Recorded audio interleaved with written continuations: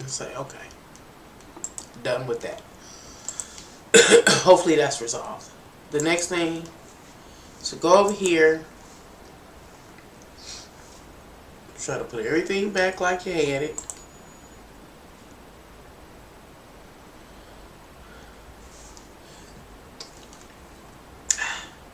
Let me know if you can hear me.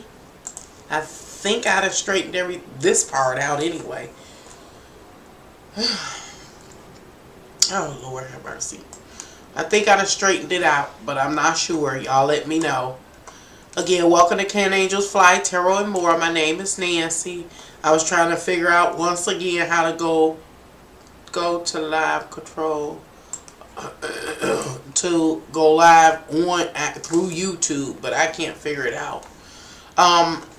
As you can see on my, where is that? Oh, it's up there. I did it right. On this side, it says today we'll be looking at the manuscript. I guess is a good word.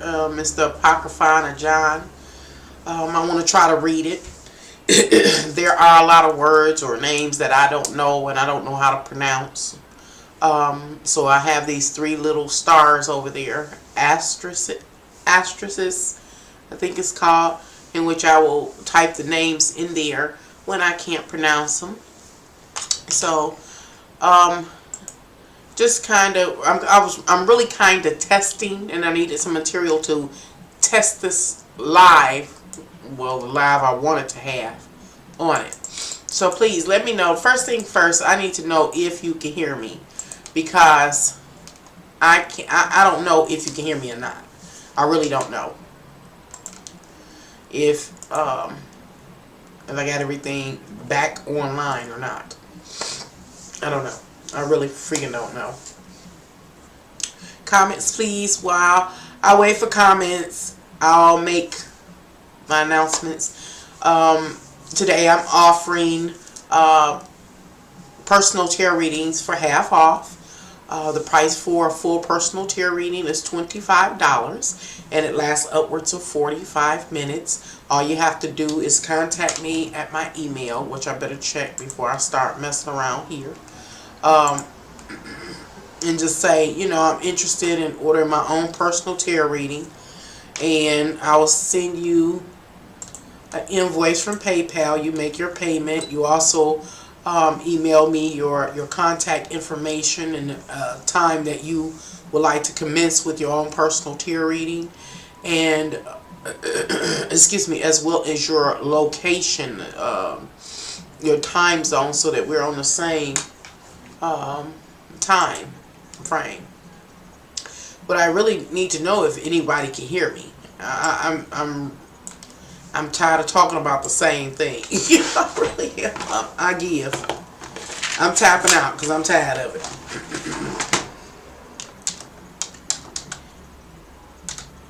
I'm just going to type, can you hear me, in case you, just in case, you know, you can't hear me. And I need to stop it and restart it. I don't know what's going on. My channel, all of a sudden, everything just dropping. This thing is not working. I can't get on. I don't know. I don't know if it's intentional or am I just not getting it. Oh, Lord, the chat is disabled. Oh, my God. How do I do this now? Let's say enable chat. I think I did that. That was the next thing. How about that?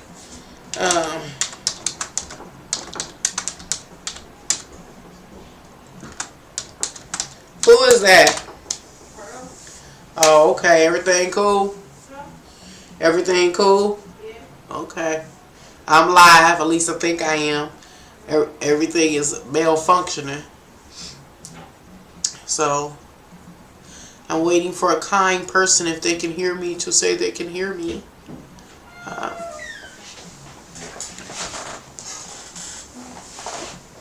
Free tarot readings. It's completely free. Josh, help mama. How are you? Sending good vibes your way. Thank you, Josh, because I could really use it. You can't hear me. Thank you. Thank you. That was not hard at all. I don't know why I can't get no reciprocation. But Josh stepped in. Thank you. Knight of Shining Armor. Thank you. Excuse me. I think I'm coming down with something. So tonight we're here to read this Apocryphon of John. I introduced it the other day. I've talked about it before. I think people are becoming more familiar with the Apocryphon or the hidden books. Why are they called the hidden books? Well, it's because when, I guess I can't remember right now, I'm so frustrated, but the Queen commissioned King James to set up the traditional King James Version Bible as we know it. There's supposed to be books that were left out, and Apocryphon of John is one of them. There are, I want to say, I don't remember, 15 of them or something like that. Books, let me see. Because this site I'm on, I don't know if it has them. I don't want to click on that. I'd rather click on this. Oh, crap. Okay. Let's see. Let's see how many books there are. It's the book of Adam and Eve, the second book of Adam and Eve, the book of the secrets of Enoch. And I talked about it yesterday. The first and second book of Adam and Eve gives a detailed account of their life. And it's real deep. It's real interesting. And then it's the book of the secrets of Enoch. And I believe that book talked about how the angels or something took Enoch into the heavens and all that he witnessed and experienced, including the, what can I call it, the progression of the stars and the moon and the sun and different things like that. It's the Psalms of Solomon. I don't remember that because I would have read that. The Odes of Solomon, the letter of Atirius. I haven't read that one. The fourth book of Maccabees. The story of, oh Lord, Ahikar, Ahikar. There, let's see, 1, 2, 3, 4, 5, 6, 7, 8, 9, 10, 11, 12, 13, 14, 15, 16, 17, 18, 19, 20. Oh, it's 21 books. I thought it was only 15. Got the book of Benjamin, the Testament of Benjamin, Joseph, Asher, Gad, Dan, some of the Issachar, Judah, Levi, Simeon, and Reuben. So aren't all of those the 1, 2, 3, 4, 5, 6, 7, 8, 9, 10, 11, 12. Aren't those the disciples of Christ or something like that? So they got their own story or something? It says that in the testament of the 12 patriarchs. So I guess the patriarchs are those people I just named. Anywho, I have to read those. I haven't read those yet. So I'm going to try to read some of it. This is insane, the whole thing. So this is a translation, translated from what, I don't know, but it's an interesting read. Again, I'm reading the Apocryphon of John. This is a left out book from a traditional King James Version. It starts, it says, the teaching of the salvation and the revelation of the mysteries and the things hidden in silence, even these things which he taught to John, his disciple. And it happened one day when John, the brother of James, who are the son of Zebedee, had come up to the temple, that a Pharisee named Armanus approached him and said to him, where is your master, who you followed? Excuse me. A lot of these things, names and stuff, I'm not going to be able to pronounce. I'm not going to pretend like I am, and I'm not going to try to use too much brain power. Again, you can Google this particular document or whatever we call it and read it. I just, again, I was trying to go live to test out YouTube live and it didn't go well. But let's see. It says, where is your master who you follow? And he who, John, said to him, he is gone to the place from which he came. The Pharisee said to him, with deception did this Nazarene deceive you? And he filled your ears with lies and closed your hearts and turned you from the traditions of your fathers. When I, John, heard these things, I turned away from the temple to a desert place, saying, how then was the Savior appointed? And why was he sent into the world by his Father? And he who is his Father who sent him? And of what sort is that ion to which we shall go? Ion. Let's see. What am I doing right now? I'm kind of looking for the definition of ion. This is real slow motion. I don't even know if I'm going to finish it, but finish this live stream.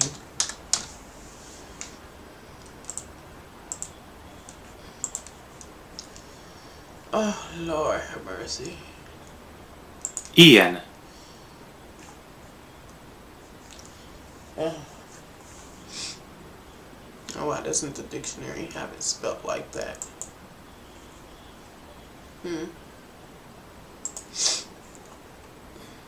Nope. Only Wikipedia has it. And it's described, the word ion,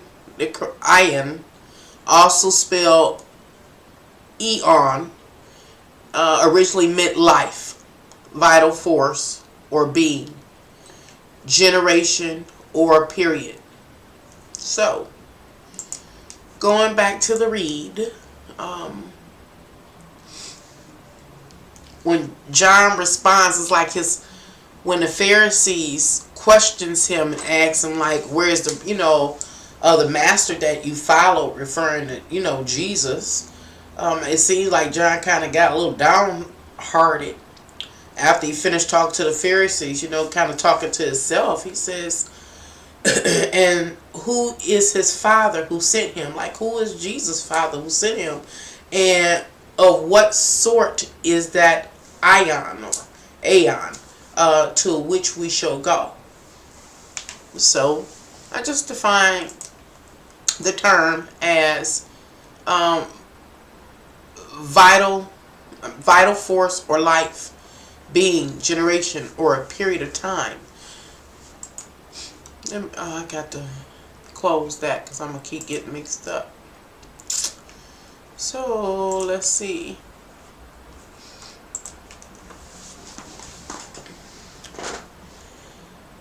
Going back, because I'm reading. I've read it a couple of times before, but it's been a long time. And so I'm actually reading, and I am also looking for something in particular. It says, when I, John, heard these things, I turned away from the temple to a desert place, saying, how then was the Savior appointed? How was Jesus appointed? And why was he sent into the world by his Father? And who is his Father who sent him? Who is Father? And what sort is that ion to which we shall go? They make it sound like ion is a place, but it's defined as a period. That's why I'm stopping and hesitating. I'm just reading. It's defined as a period or a vital life. So he's asking, like, how are we going to go to that vital life?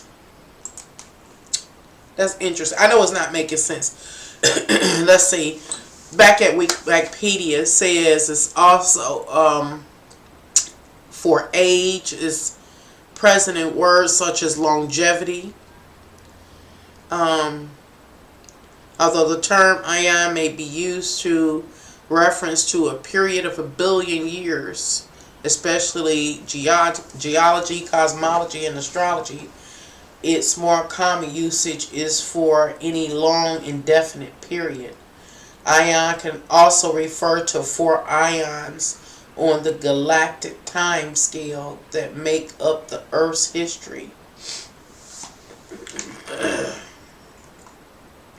I'm kind of just going down eternity or age, looking for the different definitions of ions or eon. So, back to the read. It says, so I'm still reading the same thing. And of what sort is that ion to which we shall go? What sort of eternity which we shall go? I'll read on.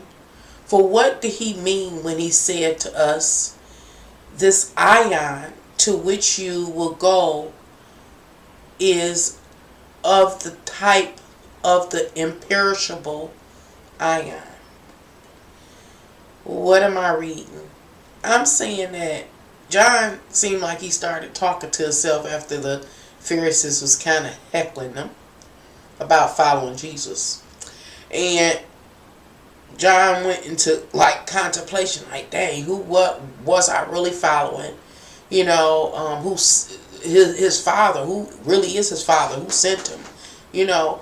And then Jesus obviously at some point in time talked to John and the other disciples about the eon, which is a time or a large span of time, longevity.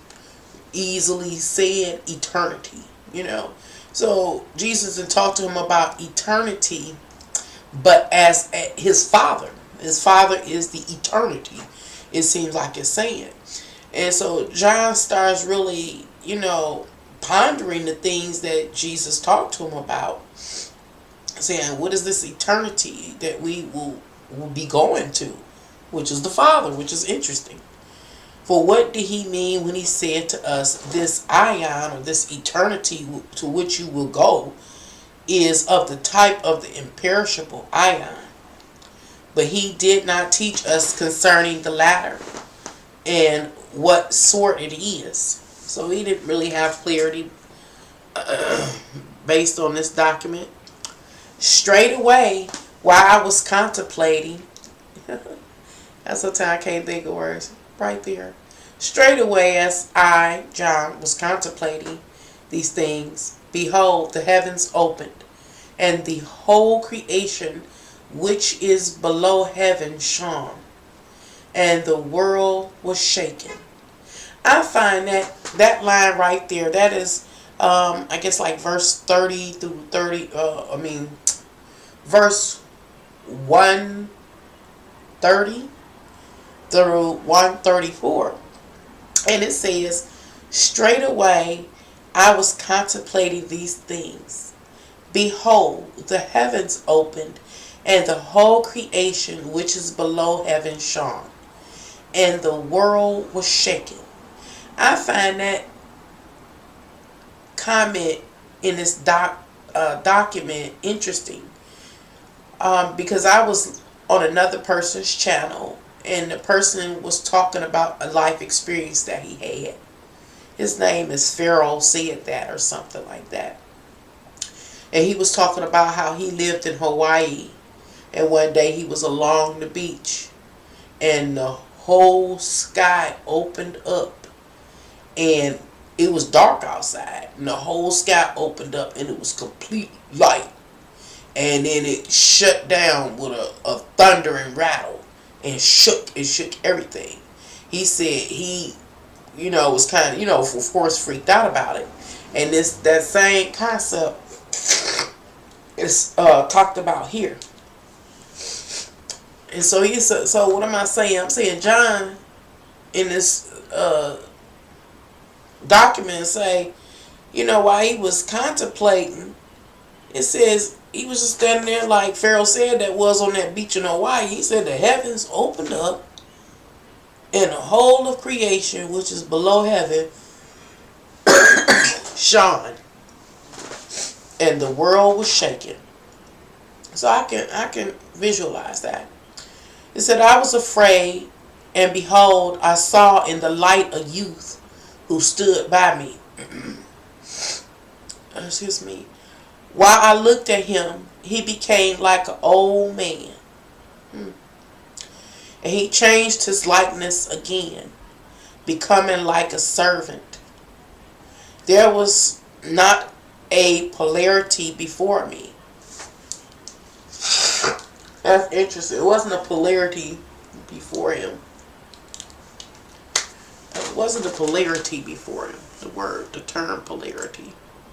Which I know, but how really does that fit? Polarity. The fact or state of being parallel. The number, no. Oh my gosh. Oh my God. I really think I'm getting sick. Oh my God.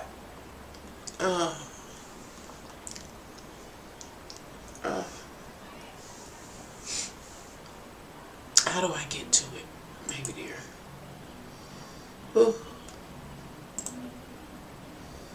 why I just won't go.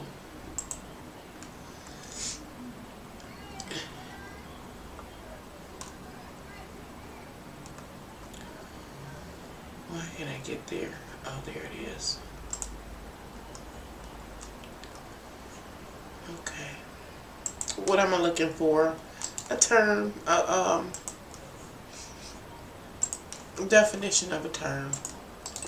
Try to get as much as I can out of what I'm reading. Okay, polarity. More than half of the whole. Huh?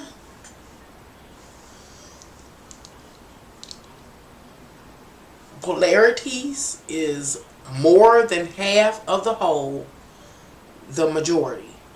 I must be doing Plurality. Oh, plurality. See, I have reading problems. Plurality. Okay, go back. Plurality. And he changed his likeness again, becoming like a servant. There was not a plurality before me. There wasn't a plurality before me. A polarity, a number greater than one. Oh, okay. I can't just say that. But I get it. Okay, well, this young man came and stood before John while he was out there contemplating. Okay, John standing outside somewhere contemplating, his encounter with Jesus, and all of a sudden the sky boom open up and it lights up his whole, the whole earth, or at least where he was at, and I imagine, for Pharaoh said it slams down with a big boom. But before it slammed down, it's a young figure that comes out. The young figure stands before him or stands by him, John. And that young figure becomes an old person and then becomes a servant. And there was not a plurality before me, meaning it wasn't more than one person. It was a number greater than one. Fact of being numerous, a large number, a multitude, a state or fact of being plural. But it was one person with many appearances before me. But there was a likeness with multiple forms in the light. That's some deep stuff. It says there was a likeness with multiple forms in the light. What does that mean? Again, he's saying, hey, I'm standing here looking at this one person. This one person is changing into many different lights, meaning many different images or pictures. In this case, we're talking about light as having the capacity to see the form, details of the form. Like to you, I am light. When you look at me, this is how light, we can say I am the light. I reflect this appearance. Well, this person was able to reflect multiple appearances before John. And the likenesses appeared through each other. So this person was morphing in and out. Like we see with digital imagery sometimes where they switch and it be a whole nother person. So they were just, this person was just transitioning in from one light or appearance to the next. It had 3 different forms. He said to me, talking about that transitioning figure, John, why do you doubt? And why are you afraid? You are not unfamiliar with this image, are you? That is, do not be timid. I am the one who is with you. Always. I am the Father. I am the Mother. I am the Son. I am the undefiled and incorruptible one. I guess when I read it a long time ago, I was so into the stuff that come later that I don't remember reading this. Now I have come to teach you what is and what was and what will come to pass, that you may know the things which are not revealed and those which are revealed, and to teach you concerning the unwavering race of the perfect man. Pearl, who is that? Hello? Hello? Huh? Come here, please. Huh? Come here, please. I'm live. Are you decent? Can you do me a favor? Please, I done just got real stopped up. Can you just make me a cup of tea, please? I just came on me when I got stressed out setting this up. And I feel like I'm starting to fall into sickness. Excuse me. A different time period. Oh, let me go back. I can't see y'all, the chat because I'm on another board reading. But going back to, let me not forget.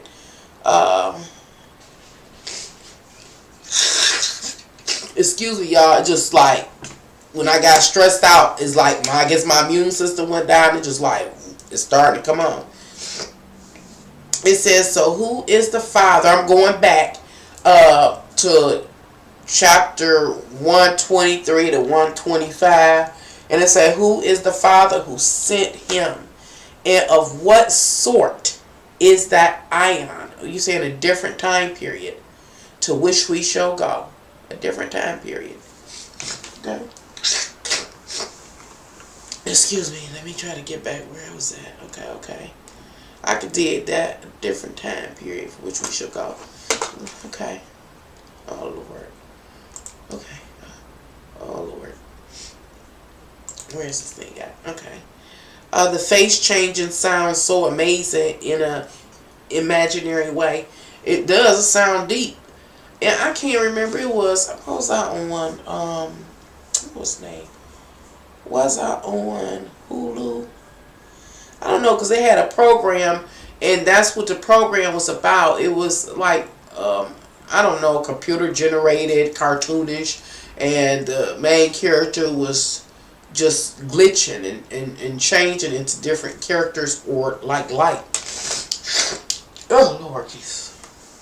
So, let's see. So what I leave off? Chapter 2, 16 to chapter 2, verse 19. Guess that's how you read it. And I'm kind of rereading, overlapping, going back where I was at.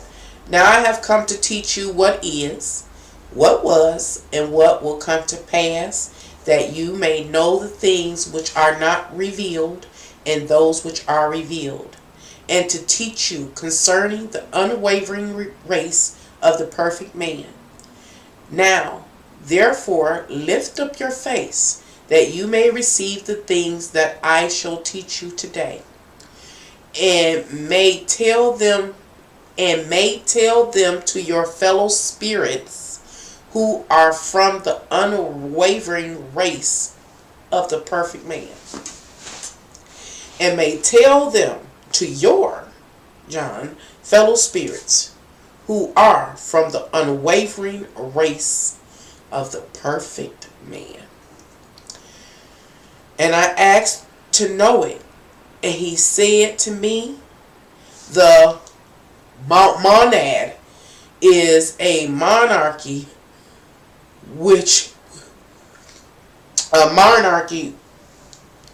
oh Lord, oh God, please let it stop. I'm going to drink some tea, I'm going to take something, let it stop. It started the other day, and it's like I halted it in its tracks just that quick. The monad is a monarchy with nothing above it. Keyword, important word. Let's see. The next word is monad. Oh crap.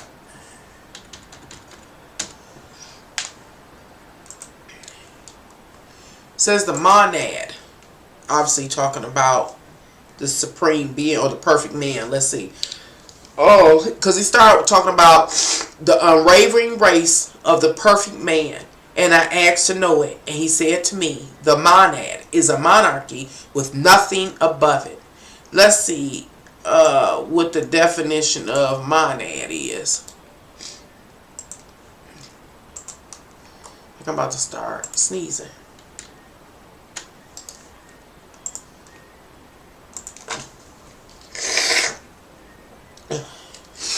Oh, please.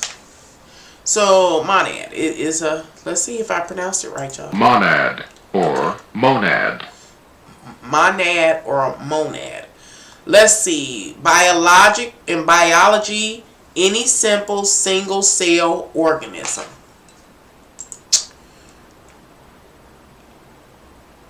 The monad is a monarchy with nothing above it.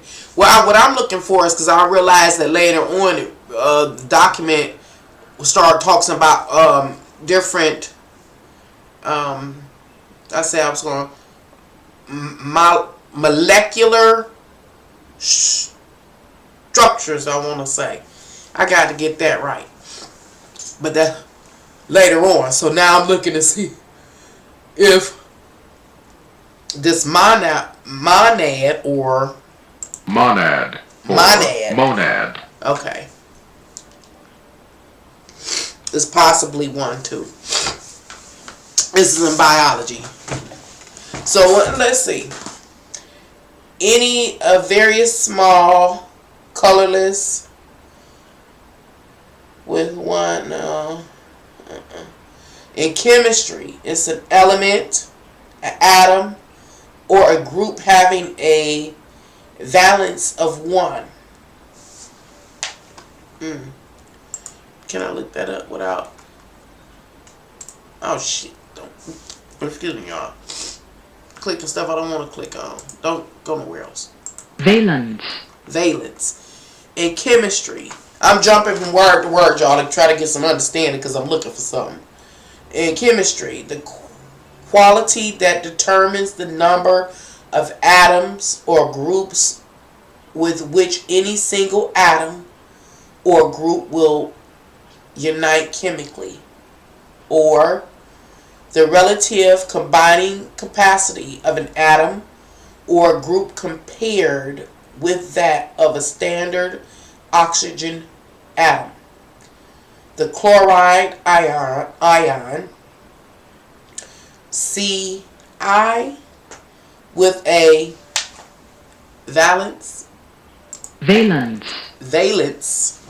of 1 has the capacity to unite with 1 atom of hydrogen and its equivalent, as in HCl or NaCl.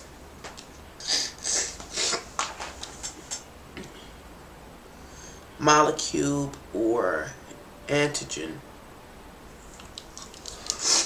I think I understand why the basic person doesn't look, don't want to understand, because it's going to require so much. Hi Pam, how you doing? Oh girl, I'm just on here reading the Apocryphon of John and putting up terms that I don't know, might not know how to pronounce them, or looking for the definition of them. In the last live stream I did, I was talking about how I had asked God about, greed, and I went into detail about all that.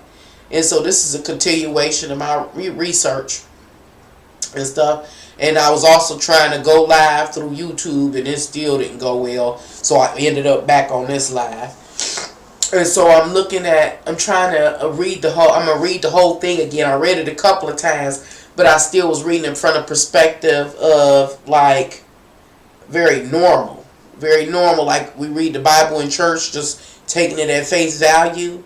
And it was real interesting back then when I read it, because again, it filled in a lot of gaps that seemed to be present in a King James Version Bible. But as I've been researching, thank you, for some years. Is that tea? Yeah. I have my tea with creamer. Well, you put creamer in my tea? With milk. Oh, come on. Drink it. It tastes good. That's how I drink my I tea. don't care. Man, I'm British. Okay. Thank you. I ain't gonna complain. Can't look out of bed. Once again. Bed. So, I'm going to see if I can change my phone in hospital. What? Take care of yourself. I done looked up running my mouth. I'm so happy you did not hesitate and went on to the doctor. Lord. Okay. You take care of yourself. And email me and let me know how you doing now. Email me. I'll keep you company if they have to admit you. I'll talk you through it. Take care of yourself, Pam.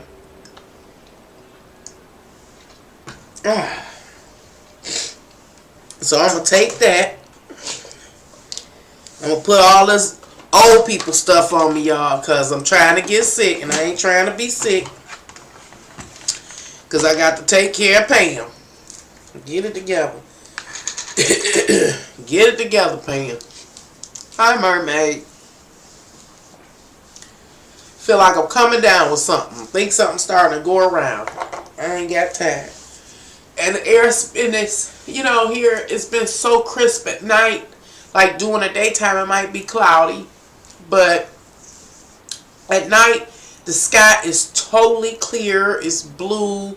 You can see all the stars or the satellites, whatever's up there. All of them ain't no stars. Some of them is something else. Yeah. So I go outside at night, even in the winter, because it's really, really nice. And at nighttime, in order to help me go to sleep, I open my window and I stare out the window at the fake satellite stars, and I just really enjoy the air. But something has to be in that air, because I'm telling you, I'm not the only one. Everybody coming past me starting to say they feeling funny. So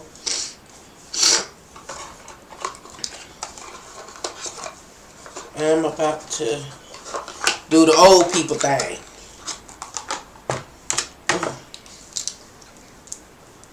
Put stuff everywhere.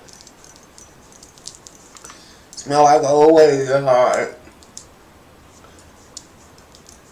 I ain't trying to put some Vicks on the back of your back of your feet with socks overnight. I'ma do that. Her is supposed to help. I know it help. I was raised like that. I be rubbed down with everything. I'ma do it.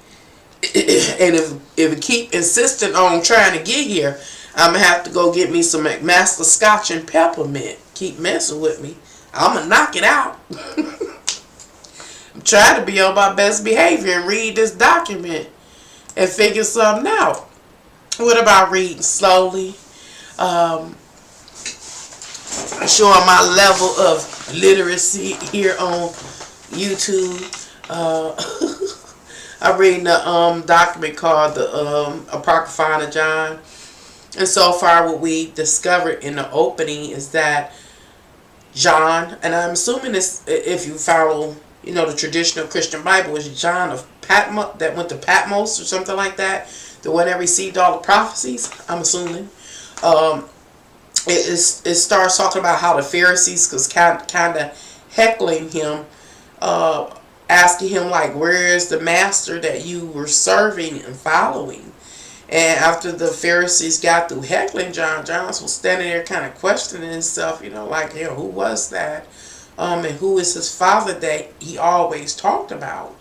And how, I guess he was of course referring to Jesus, and how Jesus was talking about this aeon or ion, which represents a time, or let's say a different time. And so if God the Father, will say, is a time period, or aeon, or ion, however you pronounce it, then we're not, again, talking about a person, a physical or a human personification, where it almost seems in this opening we're talking about God as time, and God like as space or something like that. It talked about how it's undefiled and incorruptible, just in the opening.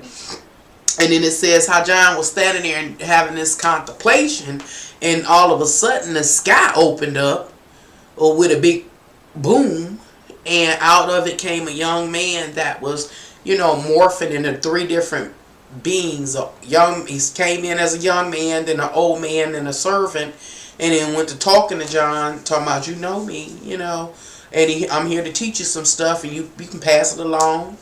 And then it goes into talking about how this person, this young man, came out and started talking about the perfect man. And it appears that he's saying how John, excuse me, is a descendant, excuse me, of the perfect man.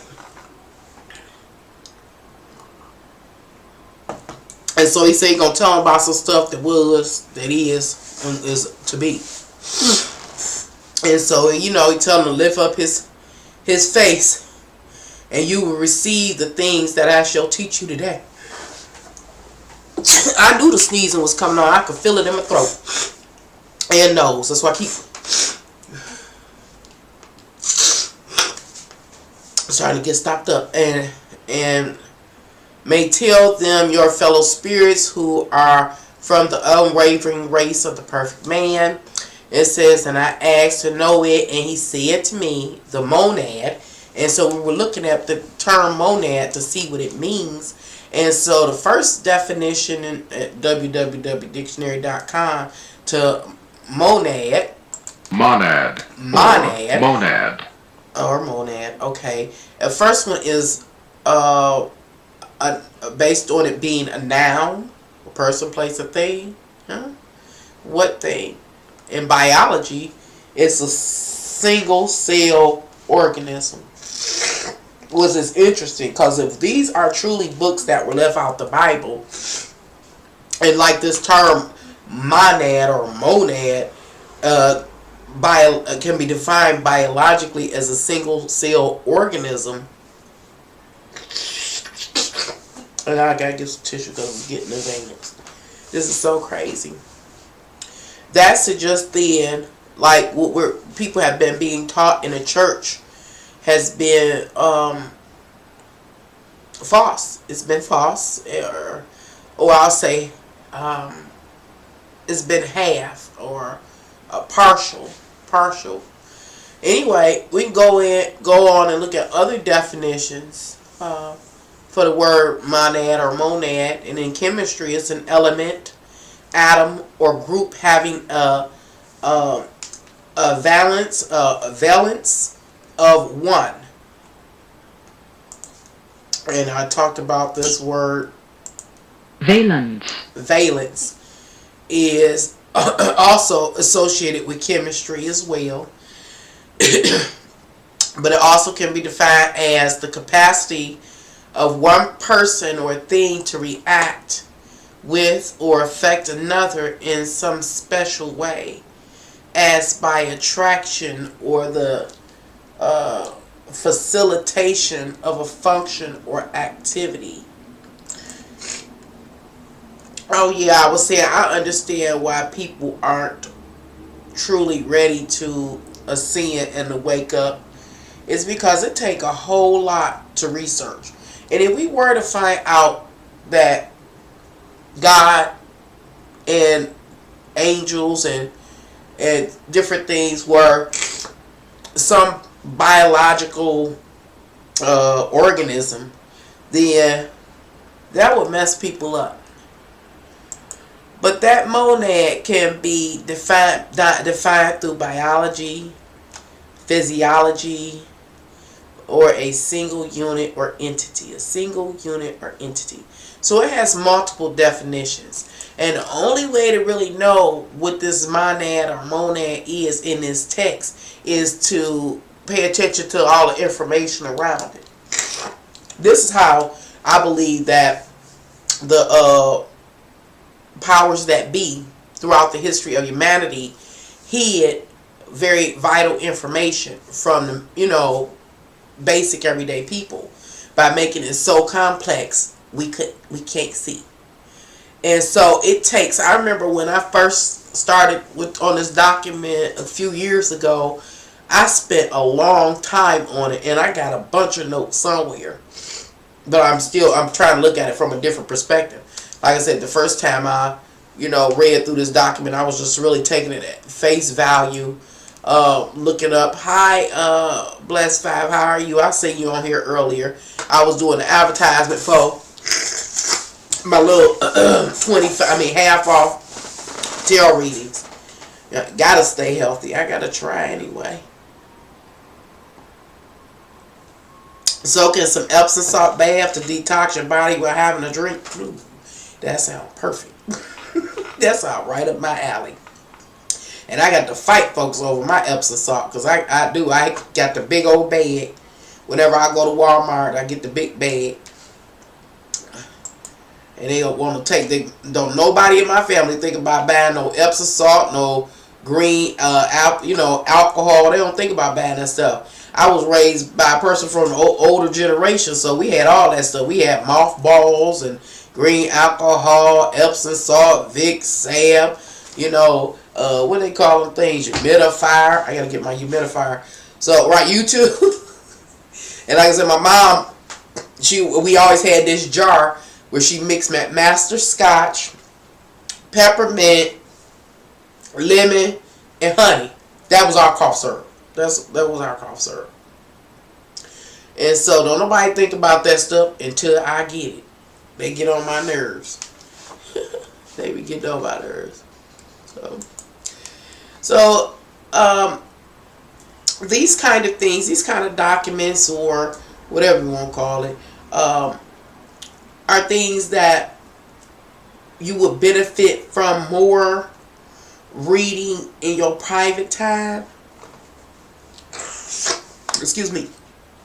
Because it takes so much like research, like looking up the definition of words, fitting it back into the the sentence or the verse or whatever, and then you have to keep going back and forth. It's so much.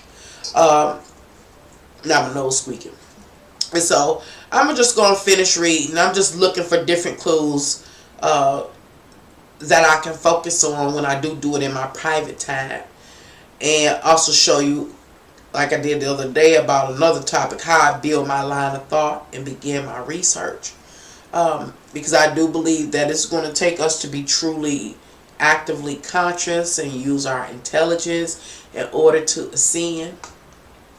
And after I made that live stream yesterday, Well, today I realized, I say, wow, you know, I don't know if a lot of people are really slow.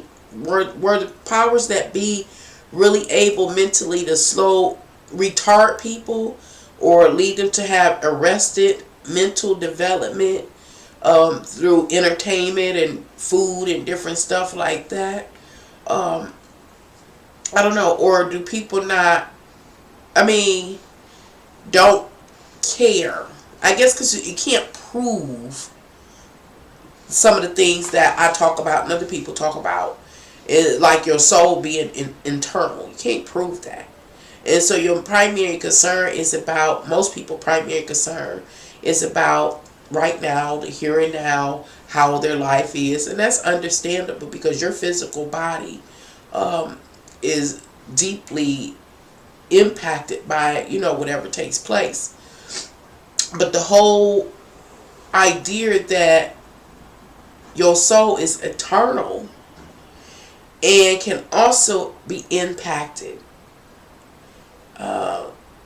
seems highly possible, because how could we just appear here one day? Your mom and dad have sex or whatever they do, and you just appear here one day. Where did you come from? That makes it seem for real to me like there is so much more. Just that alone is so much more. And then death. Somebody died. You be like, how were they here one day and gone the next? They just gone. Just gone. That don't even make any sense. 1 minute you're not here, then you're born in here, you're here for a while, and then boom, you're out of here, and you ain't supposed to no longer exist. I can't see that. It doesn't make any sense for that to be the case.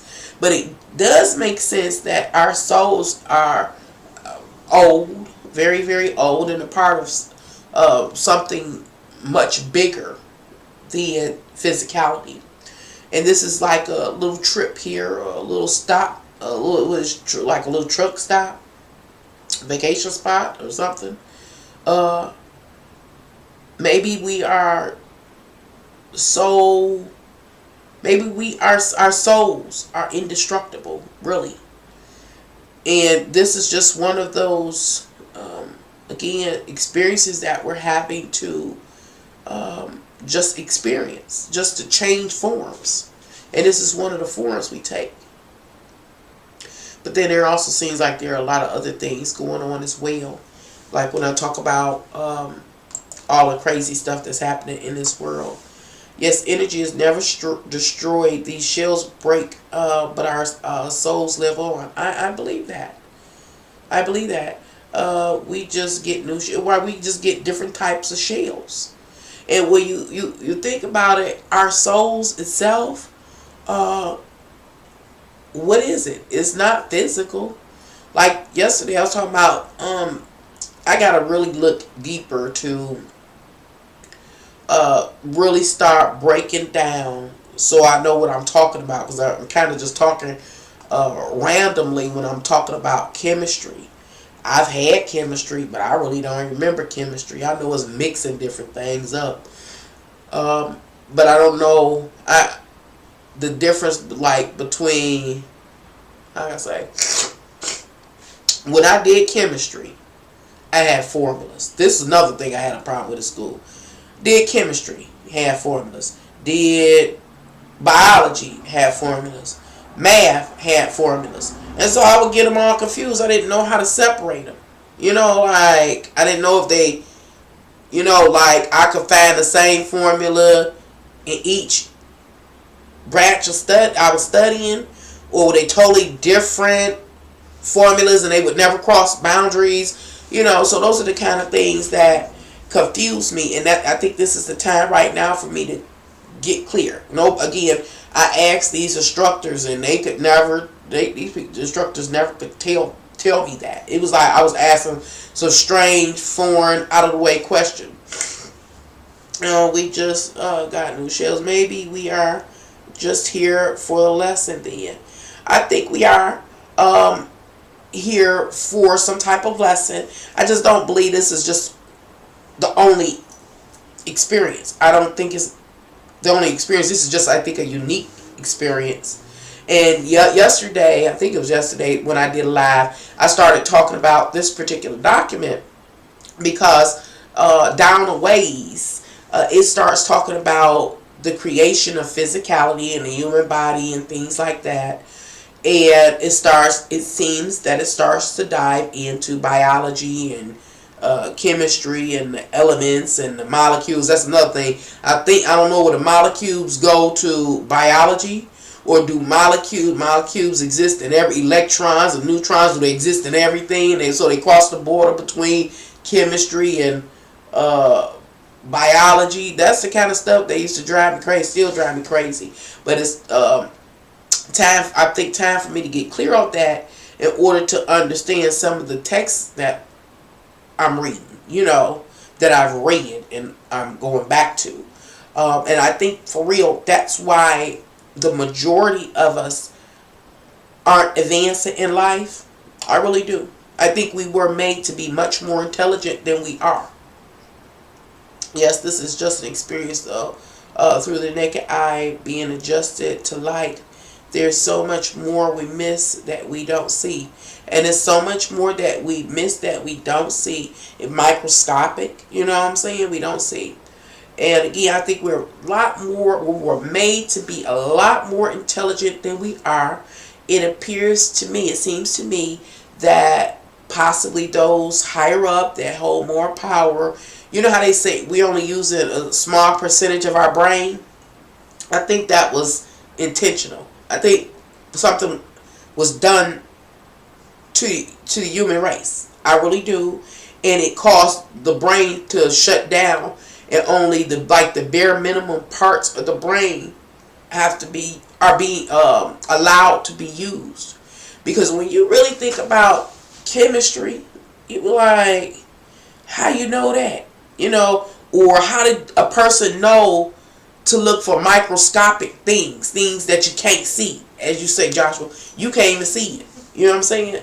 And how to identify them as separate. The kind of I guess they each had their own behaviors and characters or whatever. And then how do you, for something you can't see, how do you extract its essence and break it down? You get what I'm saying? How do you take oxygen, something you can't see but you can just breathe, but you can find out is, oxygen for O, and how do you, oxygen and hydrogen, is that water? How you do that? And so again, I think our brains overall are supposed to be much more active, advanced, and aware. I think we are seriously. I think that if we were able to turn our brains on, I don't know if we can do it though. Whatever was done to us biologically, and I'm not talking about it happened now, I'm talking about probably thousands and thousands of years ago, has led us to where we are today. Really, when they say dumbed down like sheeple and things like that, which is causing us to be enslaved. Yesterday, I think I was talking about the God particle, because it seems to be a part of this document as well, that they begin to talk about the God particle or antimatter, matter, and things like that, and how that is a part of us. But if our brains were fully activated, though that God essence in us, we would be able to use. And that might be why, some of us, I know I'm just all over the place, y'all, just talking. Some of us can astral project, because even if those that have been in power forced our brains to shut down, partially shut down, there are people that I'll say were born in a particular bloodline may be more prone to be people that astral project. And so even after they shut the brain down, some people today with that shut down brain can still astral project. Or some people can hear higher beings. And I think that's what's really going on. Like the more I read, now that I went back to this document, do you think it started back in the Egyptian days? I do. And it may be been after that, because I've watched a few people, and one person two people. I've watched young Pharaoh and General Sarasum Seti at some points in time. Different people that talk about history in Egypt and Africa. Plus the little bit I know about like the pyramids and different things like that, and the just how they were able to create a civilization. Suggest a level of advancement. So it suggests that these people were much more intellectual than ourselves now. So yeah, I do believe that something happened then, may have happened then, to those particular people in that particular region. And I even look at like, I think it's China, y'all. I get so much mixed up, and I got older, and I've been out of school a long time, and I'm taking in a lot of information. And that's something I think is a dangerous thing, to take in a lot of information. And I'll talk about that in a minute. But like all the different dynasties and the great feats, like as far as architecture and all kind of things, building the military, all those things took a lot of genius. But how can, I'm going to give an example, like today. How can we be so foolish to play some of the roles that we are hired to play? Yesterday I was talking about being, entering the military, and, your job is to go kill somebody. That's what you get paid for. That's deep. And that we can't see that it's a bigger picture or agenda at play. Or how and I know we got to eat, and I understand we got to have a roof over our head. But this all was able to take place because at some point in time, our brains again were dumbed down or shrunken, or, or not sparking right. That we are paid to, everything that suppresses us is what I'm saying. Everything that you can think of that suppresses us, whether it's the food, the government, medicine, military, the judicial system, whatever. We are the ones doing it. Ain't no way that the people that are in power can do it. We outnumbered them. It is our numbers that perpetuate these oppressive happenings in our life. That's why we always would hear people say, "Oh, just stop working, just stop working." But we can't just stop working, because we have to first have food to eat. So in order to stop working, we will have to create a food supply. That's why people say you can't depend on the government. We have to create a food supply. We have to provide shelter for ourselves, meaning we have to stop charging, and just do what is needed for each individual. And that will put all of these people with the oppressive agendas out of business. They can't do it. We're doing it. Anything that I do that offends another person or hurts them or hold them back. And this causes us to be very, very hateful people. Very, very hateful people. You say, let's see. Do you think it started back in the Egyptian day? They knew about the pineal gland without the information or tools we have today. Right. I think we were highly intelligent beings. I think we were created from the ultimate or absolute intelligence. And I think that it gave us the intelligence to govern this realm. But I guess it was some tough form of corruption. You got to remember, the absolute itself has to be corrupt. And so I guess it was some of the others that it created that were corrupted or more corruptible, I don't know, in nature. And it corrupted the whole thing. And it just bothers me that can't nobody see that. It's like I feel like I'm alone. Of course, I believe even longer than that, knowledge and information is how they control us. It is. They have the knowledge and information and we don't have none. We don't have a thing. And like I'm messing around kind of reading on this document and looking at it from this perspective again of these different branches of knowledge like chemistry and, they always talk about alchemy. Okay, people talk about alchemy. What they mean? You can change something to gold or base metal to gold. Okay, what does that really mean? How can we make it happen for real in the real world? I'm ready for some real life changes. And I don't think we have the capability of doing it. And so maybe I'm thinking that my channel may change and really just start dealing with the future. Based on the course of action we're on now. Either way, ain't nobody gonna like it. Based on the course of action. Like the people talking about the chips and stuff in the hand and becoming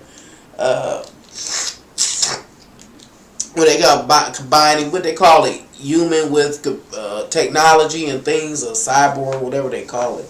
All that stuff gonna happen. All of it's gonna happen. Of course, okay. Maybe they found a way to control the powers by making people unable to use their pineal gland. Yep, somehow they did it. And the real crazy thing is, I believe that they did, and how they did it is actually hidden in some document in this world, and we probably looking at it all the time and don't even know what it means. That's why I take like the right person to read certain things. And that's another thing I realized. I was watching a video of a pretty lady the other day. And I say pretty lady because her thing's about relationships and all that kind of stuff. And she was talking about how men don't like intelligent women. So they may sit up and talk to you, but they'll never marry you. I say that's sad. And then one time I was watching, this was about a year or so ago, I was watching this guy named Young Pharaoh, and he was talking about how in the black community, intelligence is frowned upon. And then I watched somebody else at some other point in time, and they were talking about how, I know, his name was Blue Pill or Red Pill or some type of pill. And he was saying back in I think he was saying like in the 80s, how, or 90s, being intelligent was not acceptable at all. How people had to hide their intelligence and stuff like that. And that's really, really sad because nowadays people do hide their intelligence to the point maybe they just have lost it. But that's a shame that intelligence is frowned upon. And isn't that something that people have chosen to frown upon? That seems like somewhat social engineering. Make sure they never want to expand their mind or think, because if they do, they become an outcast, they become a target. Because that's, I think, what we need to exercise to our minds. Because I had a dream earlier this year or in the last year about the neurons in the brain, and I was like, this is a deep dream. I was able to look down in my own brain and see what, I guess they call it the synapses firing or something. So yeah, I think something is going on, and it is sad. I just feel so alone. We need to thank people like this host for sharing information like this with us. Thank you so much, Joshua. A lot of people aren't interested in this type of information, and that is saddening to me. And what I realize, and I know I'm bleak, but the vision that I see is bleak. is that we are all responsible for the demise or the decline of life in this world. Because like, even if you're not the smartest person like myself, you might be a master gardener and understand herbs and different things like that. Me, I kill plants. Plants just look at me and they just give up. They give all the life up. They give up the ghost. As soon as they see me, I don't care what kind of plant it is, a cactus, it don't matter. But some people, they just look at a plant, smile at it, and just perk right on up and get so happy, and it just grow and grow abundantly. That's a gift. That is a true gift and a true talent. And so what am I saying? A person that has even a gift, something like that, is something that is necessary in this realm, because there's so many people to feed. And a plant is, I believe, like a living being as well, entity. And it wants to be respected. It needs to understand its purpose. And it's certain people, what I'm saying, that can communicate with that plant. And, let it know, we depend on you, this and that. Plant vampire.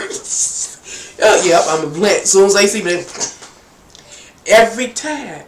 And every time somebody say, okay, we're going to try it again. We're going to try it again. We're going to try it again. I'm like, nope. Just reason don't bring another plant here, because my feelings be so hurt, and I'll be standing there talking to the plant and everything, reading to it, and I water it, and it just die. They even bought me last year. They bought me an annual, and it died. I got a cactus, it died. Not my thing, but it's somebody out here that make it happen. And like, they put all them fertilizers and everything on everything. Maybe some fertilizer as far as development, technology, and developing is okay, but I think it actually has to do who's the gardener. That really matters about if the vegetation will be fruitful. That's a gift. And again, we talking about people, even people with a limited intelligence right now, or a blocked pineal gland or whatever, are capable of doing that. Couldn't stop it. It can't stop them.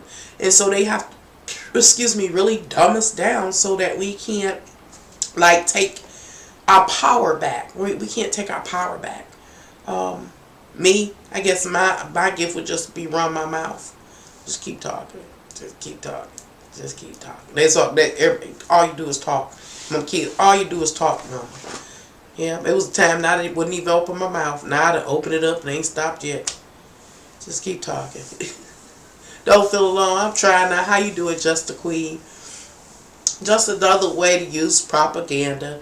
One of many tools used for continued wars. Yep, wars and other ways of brainwashing. Yeah, and it's so far gone. It's so far gone.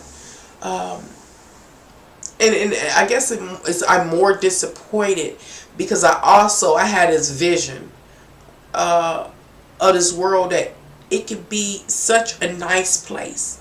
With our intelligence, it can be a really nice place to exist in for a few hundred years, if everything was okay. It was a nice place to chill in and to build upon and lead to the next generation. But what we choose to do is be destructive, and I don't understand that, to be abusive, destructive, violent. It's like insane to me. I'd rather, party and have a picnic and smile and, cook and, just go out to the beach and just do the works need to help sustain us, do my portion, which is talk. I'll go talk to the people that's, helping the plants grow. I'll go talk to Pam wherever when she should they got to get out that hospital. That's another subscriber. So, I just talk. That's my thing. And whatever, your specialty is, you do that abundantly. But nope, it's all about arguing, fighting, cussing, going to work, worrying about paying bills, being evil, jealous, and vindictive of another person if it ain't nothing but one person in this world. That's deep. Why is that? Why is this world not predominantly happy? Why? I don't know. Then we killing each other because of mac chicken sandwiches. What they call that chicken? All the chicken sandwiches. Hell. looks crazy to me. Let me see, where am I at? Oh, he said, look back in the Middle Ages, we didn't want to teach everyday people to read. Yep, the Bible, and they had to follow the head of the church to be able to control the content in the books. Yep. Yes, they're dumbing us down with tools like factories to being able to recreate alchemy, but not in its purest form. Definitely not in its purest form. Not at all. And it had people feeling bad about themselves, talking about alchemy. And see, this is another thing that gets on my nerves. And again, this is something like one of the things that make me feel alone. People say, well, if you ain't no alchemist because you can't do this, you an alchemist if you can sit up and talk to a plant and make it grow. Inspire it to grow. You're an alchemist if you can do what you do and it be abundant and helpful and useful to yourself, those up under your care, and the rest of the people in the world. You're an alchemist. You're making some changes. Then it's the alchemist level or the chemist, making some changes. But people nowadays tell you, you not this and you not good enough. There's something wrong with you if you can't be an alchemist, if you can't make your life change, if you can't do this and you can't do that. But it's unfortunately, what they're saying is not true, but people believe that. And it had people feeling like their self-worth is not there. It keep like pushing people to do things that they shouldn't do, that they shouldn't partake in. Like when it comes to astrology, I like astrology because it kind of gives you the blueprint. It gives you the blueprint of your life, and it tells you sometimes it's real hard pills to swallow. But it might tell you might not get married in the course of your life. It would be better to know that you didn't come here, you weren't fashioned to come here to get married because you got this other mission you got to handle. Maybe you got to be a adopted parent or a foster care parent. Maybe you got to take care of your parents, and that's your mission. But we're all here trying to just enjoy this physical world because it's really nice, and it got so many wonderful things here. But that's all we're here for, trying to satisfy and pacify ourselves. We want to pacify ourselves sexually, so we pacify ourselves. We sleep whoever we want to sleep with. We practice whatever sexual orientation we want. Folks do threesomes, foursomes, and what they call it, menage a trois, the 50 Shades of Grey. All of that is because this is the physical world, and so there are no bars hold. However, you can restrain yourself, but we don't want to, and because we don't have to, we don't. We do everything. We overeat, and a lot of it is pushed or promoted for us to be self-indulgent and destructive. Most of us have bad habits. I know I got my bad habits. I really do. And we just continue to partake relentlessly. It never ends. Sometimes here on YouTube, I look at the videos of the real rich people, and I'll be like, I just really can't get it. I'll be looking at some of the mansions. I was like, wow, I could house a lot of homeless people in that, mansion by the water, and they can take a bath in the water right there. And I look like they have all these empty houses and mansions, and the homeless population is growing, and don't nobody see nothing wrong with that. Nobody. Don't nobody see nothing wrong with not being okay with what you were born with. I can see if you're born with a deformity that causes you to be physically uncomfortable. Like I heard women with really, really big breasts to their back hurt, and it's arching their back over. Okay, well, maybe that's something to get cosmetic surgery. We technologically advanced. We know how to do it. There's a reason to use it. It's a time and a reason and purpose to use it that will help somebody. Or sometimes we have people that's born conjoined. We've gotten so technologically savvy that we can most times separate people that are born conjoined. That's what our ability to technologically advance in such ways medically. That's how that I believe that stuff was supposed to be used. You know, people back in the day, they say we're dying from like mediocre things, colds and things like that. So we technologically advanced, and now we ain't going to die most likely from the bubonic plague or something like that. You know what I'm saying? So, but we use all of our gifts and talents and skills that we have cultivated over the history of humanity to get boob jobs for bigger boobs and what you call them things, plastic bags and, you know, smaller waist, taking bones out our ribs and having melanin injected in the skin and eye color, the color out the eye drawn out. But people are starving and homeless and hungry, and that's deep. And some people just sick because maybe something biologically went wrong with their DNA or something. I know I'm just going on and on and on and on. But those are the kind of things that just, and everybody say, if you overthink, people categorize the stuff that I'm talking about as overthinking. So that means obviously they're not thinking enough. You're not thinking enough if you're not thinking of some of these things. You go out about your day every day full of folly. And most of us do it. I know I do it. We do it because hell, everybody else doing it. I'm like, here. That's deep. Don't like here. But the crazy part about when bad times hit a person's doorstep, then they want to whine and cry. Whine and cry. Why would you whine and cry if something bad comes your way when you didn't care? You don't. All you want to do is turn up, party, this and that. None of that stuff you can take with you. None of it. Not even all the kings of Egypt was able to take it with them. Or the Han dynasty, all them dynasties and empires, they couldn't take it with them either. They put it in the ground, and then generations later they dug it up because you ain't taking nothing with you.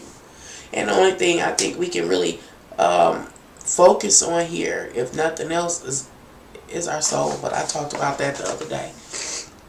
Yeah, I'm about to read the chat, then I'm going to start reading a little bit more of the document. Spend about another 30 minutes on here, and then I'm going to let y'all go. Thank you for dropping by. Please like, share, and if you haven't already, subscribe. Remember, I'm offering discounted tarot readings, half off. If you're interested, just contact me at my email and let me know. We'll set it up. Maybe need some your mama's medicine. Might perk right on up. Even though they think they can control us, we already have these abilities for success. We just have to unlock them. We just gotta unlock them. But I really think it takes our willingness, and most people aren't willing. Just read up about the Carly group. Carly Leland group.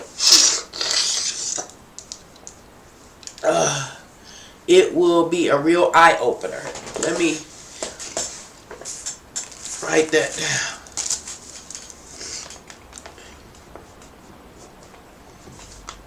Group. Okay. So it'll be an eye-opener. Alright. Mermaid. Yes, just like sorcery, but being shown in a negative worldly light, the true meaning is for the source, like natural medicines. Yeah, a lot of weak immune systems in our history. But I'm right. Right? We can fix boobies, but can't cure cancer. Wait, that's what I'm talking about. We can fix boobies all day long, but we can't cure cancer. No, they won't let cancer be cured. This is crazy. So back to this document. I'm going to just read through a little bit more. Hopefully I won't have to look up many words. I won't try not to look up many words, but when I'm doing it, I have to look up almost every other word, so it takes me forever. Okay, so we're talking about the monad is a monarchy.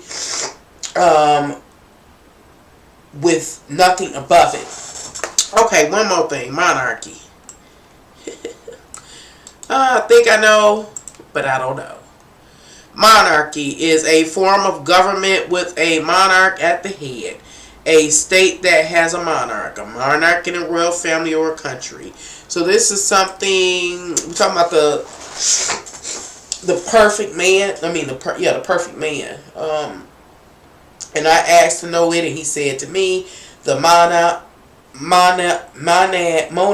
is a monarchy, the head, with nothing above it.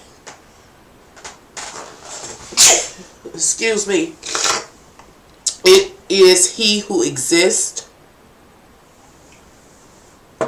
as God and Father of everything, the invisible one. Excuse me, who is above everything, who exists as incorruption, which is in the pure light on into which no eye can look. That's interesting right there in comparison to the King James Version Bible, because in the King James Version of the Bible, it talk about when Moses, I think, saw God when he was up in that mountain, the burning bush story, that Moses fell to the ground like he was dead and, aged quickly from the brilliance of God. And here it is in different words. It says, who exists in incorruption, which is in the pure light, into which no eye can look, which is interesting.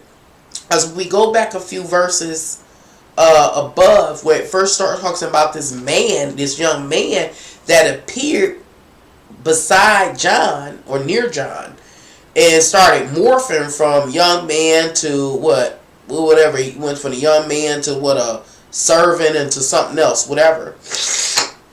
Excuse me. Remember, they were talking about how that being light was changing, meaning his appearance was changing, what John was seeing. And so now we're talking about God, the Father, the head, as the purest light ever. Meaning it has an appearance, but it's not an appearance that a human eye can look at. So it has an appearance. It goes on. It said he is the invisible spirit. Who coughing? He is the invisible spirit. Who's the invisible spirit? Now we talking about God. Of whom it is not right to think of him as a God or something similar. I'll read that again. It said he talking about God, the monad, or is a monarchy, a God Father, is the invisible spirit that has the light that, or the appearance that nobody can lay their eyes on, of whom it is not right to think of him as a God or something similar. For he is more than God, since there is nothing above him, for no one lords it over him. Meaning there's no Lord over him.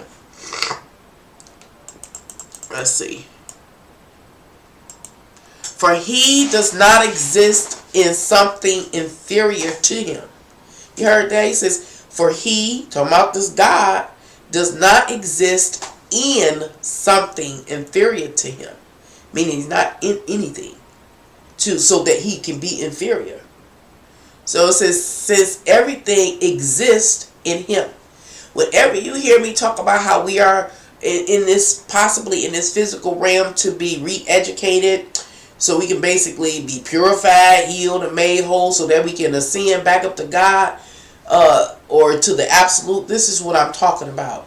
It says that everything exists within him. We are a part of God, the monarchy, the monarch, the thing that don't even deserve to be called God. But I'm going to read, because I think I'm getting to where I wanted to get to, and I am. This was part of what started blowing my mind back when I first read it. And so it says, for he does not exist in something inferior to him.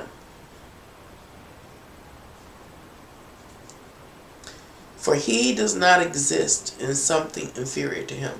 I stopped because it said he does not exist in something inferior to him. But does he exist in something that is superior to him?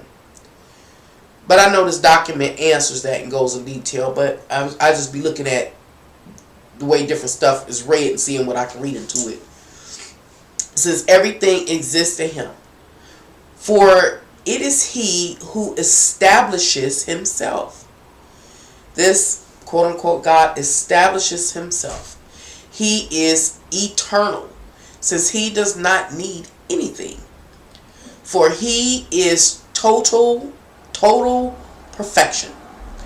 He did not lack anything that he might be completed by it. I'll read it again. He did not lack anything that he might need to be completed by it. Meaning like something need to be put into him.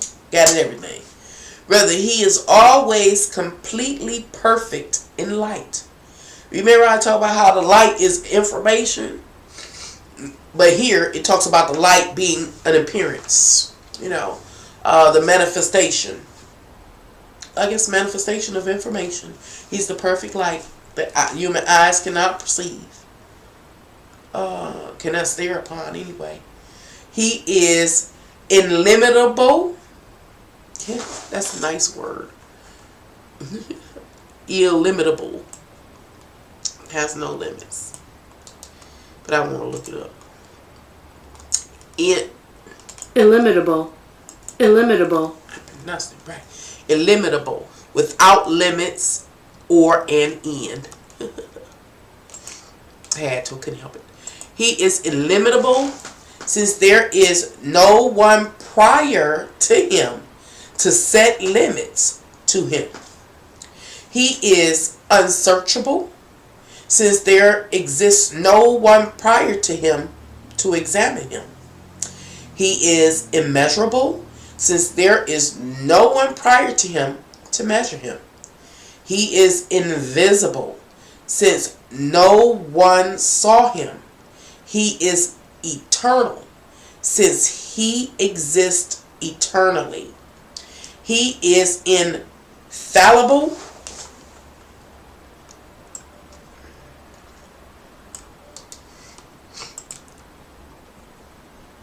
Ineffable. Ineffable. I didn't pronounce that. Ineffable. He's ineffable. Ineffable is defined as too great or extreme to be expressed or described in words. Ineffable. Ineffable. Ineffable. Ineffable. Too great or extreme to be expressed or described in words. Not to be uttered. Have you ever heard them say, some religious doctrine say you ain't supposed to say the name of God? Here it is. He is ineffable?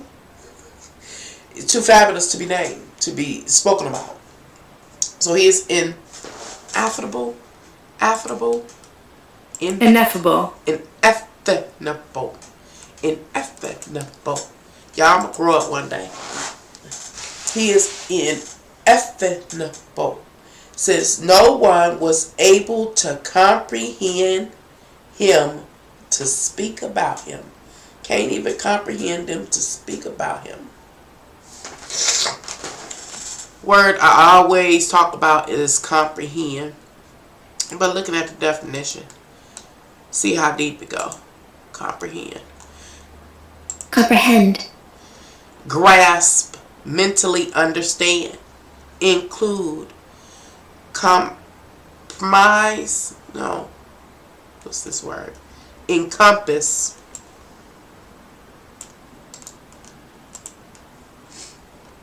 Comprise. Comprise. Consist of. Made up of. Making up. Constitute. Okay.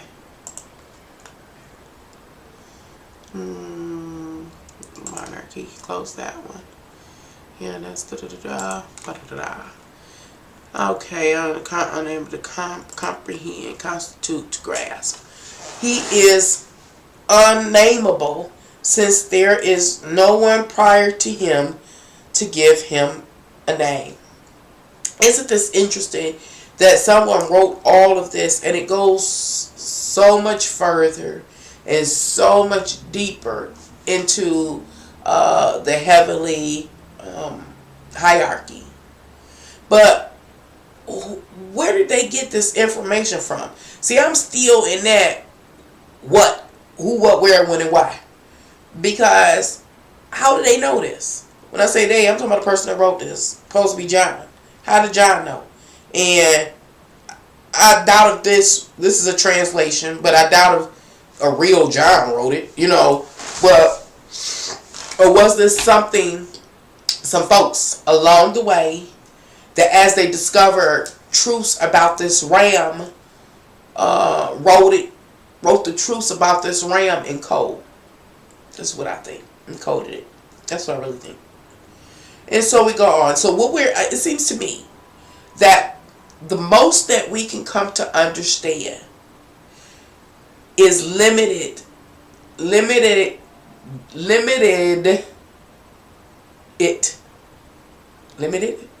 to this ram. Yeah. That's the thing that I'm dealing with. Like, when I hear different information, am I hearing from that which is outside of this realm, where the soul go? Does the soul leave outside the realm?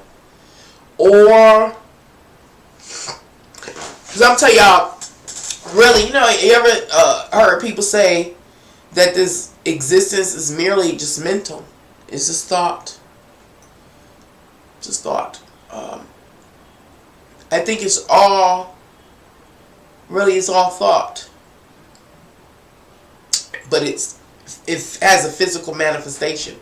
But if we got down to the core of it, to the true core, it is truly just thought and consciousness. But even that, where did that thought and consciousness originate from? I believe that's so deep that we'll never find that out. It wasn't meant for us to find that out, possibly. Even if we were able to regain all our mental faculties back. That's a big one.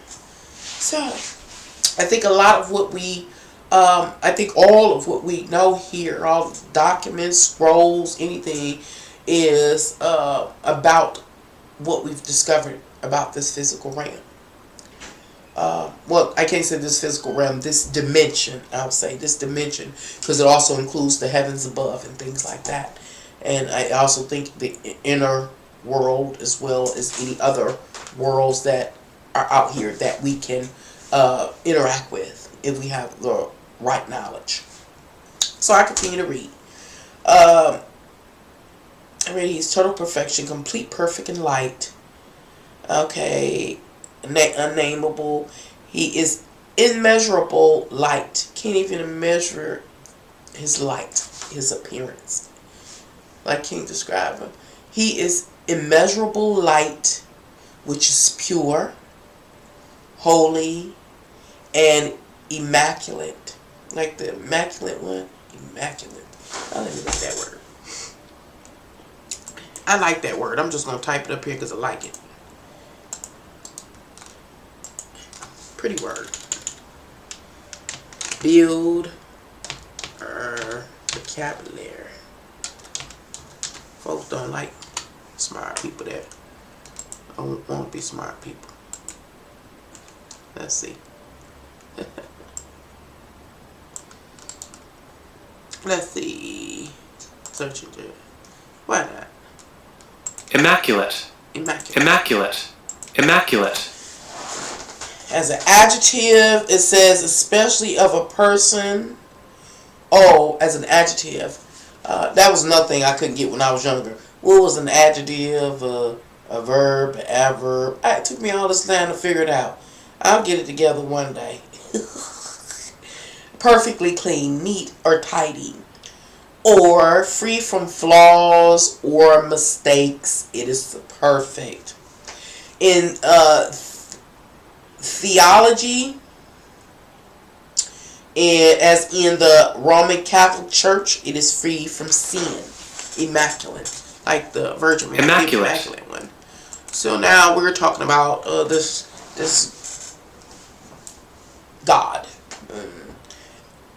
He is immeasurable light, which is pure, holy, and immaculate. He is in. Oh, the word came back again. He is ineffable. Ineffable. Ineffable. Ineffable. Ineffable. Being perfect in incorruptibility. Them some fabulous words. Incorruptibility. Yeah, I got to put that one up just because that's the kind of person I am. That's all these years and still can't read no right. It's sad. And to be perfectly honest, I really ain't a talker. Let's see. In core, how you spell it? Look, can't spell.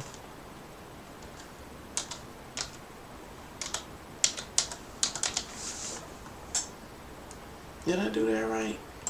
I hope I did that right. I don't know. Can't see. Can't read, write, see. Man, it's alright.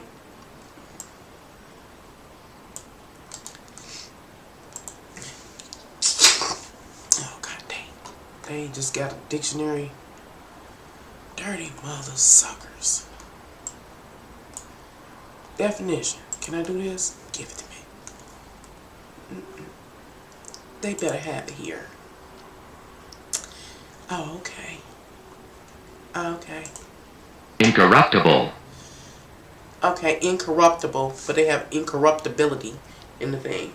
Not corruptible. That cannot be perverted or bribed. That will not dissolve or disintegrate or decay. Which is interesting. He is immeasurable light, which is pure, holy, and immaculate. He is infallible, effable, fallible, ineffable, being perfect in incorruptibility. Wow. He is not in perfection. He not in perfection. He is perfection. Listen, whoever was writing this, they wasn't playing no games. Or in blessedness, nor in divinity, but he is far superior. He is not corporal. Let me see if I said that right. Nor is he incorporeal. Let's see. Corporal. Corporeal. Corporeal. Y'all see I can't. Corporeal. Ah, doggone it. If y'all saying anything, I can't. See, I'm on this page messing around. This is what I do. This is my form of entertainment. Where is it at? I lost it. Now, how do why can't I don't know. It's core, how was that? Pro, oh gosh, I don't know, I can't see it. Let's see if that's it. No, I left, it's real. It's real there.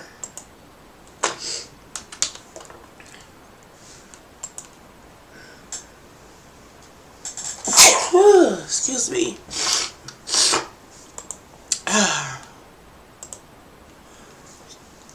Excuse me. He is not corporal, nor is he incorporeal. Corporeal. Corporeal. He is not corporeal, nor is he incorporeal. He is not corporeal, nor is he incorporeal. Corporeal. Corporeal is defined as relating to a person's body, especially as opposed to their spirit. In short, is having a body. consisting of material objects or tangible. Having a body. So he is not corporeal. Corporeal. He is not corporeal. He's not a body. Nor is he incorporeal. Saying I am not going to assume. Saying neither is he without a body. He ain't got a body. Okay. Incorporeal. Incorporeal. Incorporeal. Incorporeal. Not composed of matter. Wow. Can't never learn enough. What I'm saying? I'm saying, if there's anybody watching, I don't know, I can't see y'all because I'm on another page. The first word was corporeal. And corporeal is defined as not having a body, not being material, object or tangible.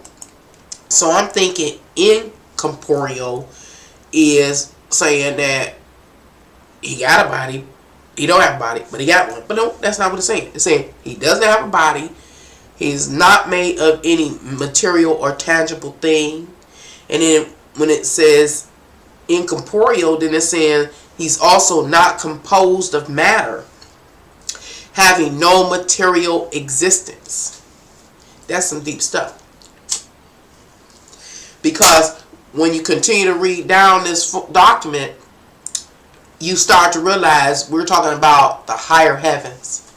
And so it's telling you, even in a realm in which God exists, or the absolute exists, he don't have no body. He don't have a physical body. Not tangible. And he has no aspects of the material realm, which is our realm. He ain't got no aspects of it. He's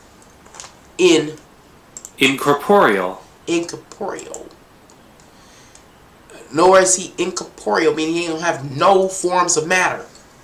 Which makes sense, because yesterday when I was saying that greed is really about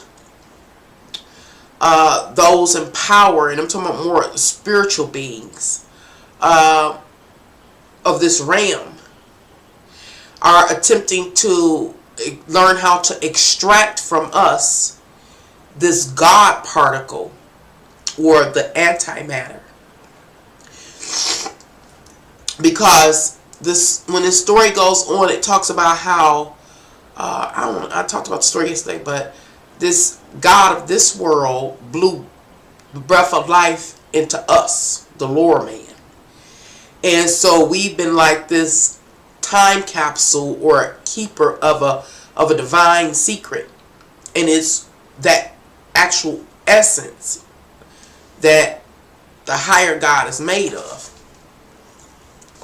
And that higher God ain't made of none of the elements, particles, or anything that exists down in this physical realm. That's what it's saying.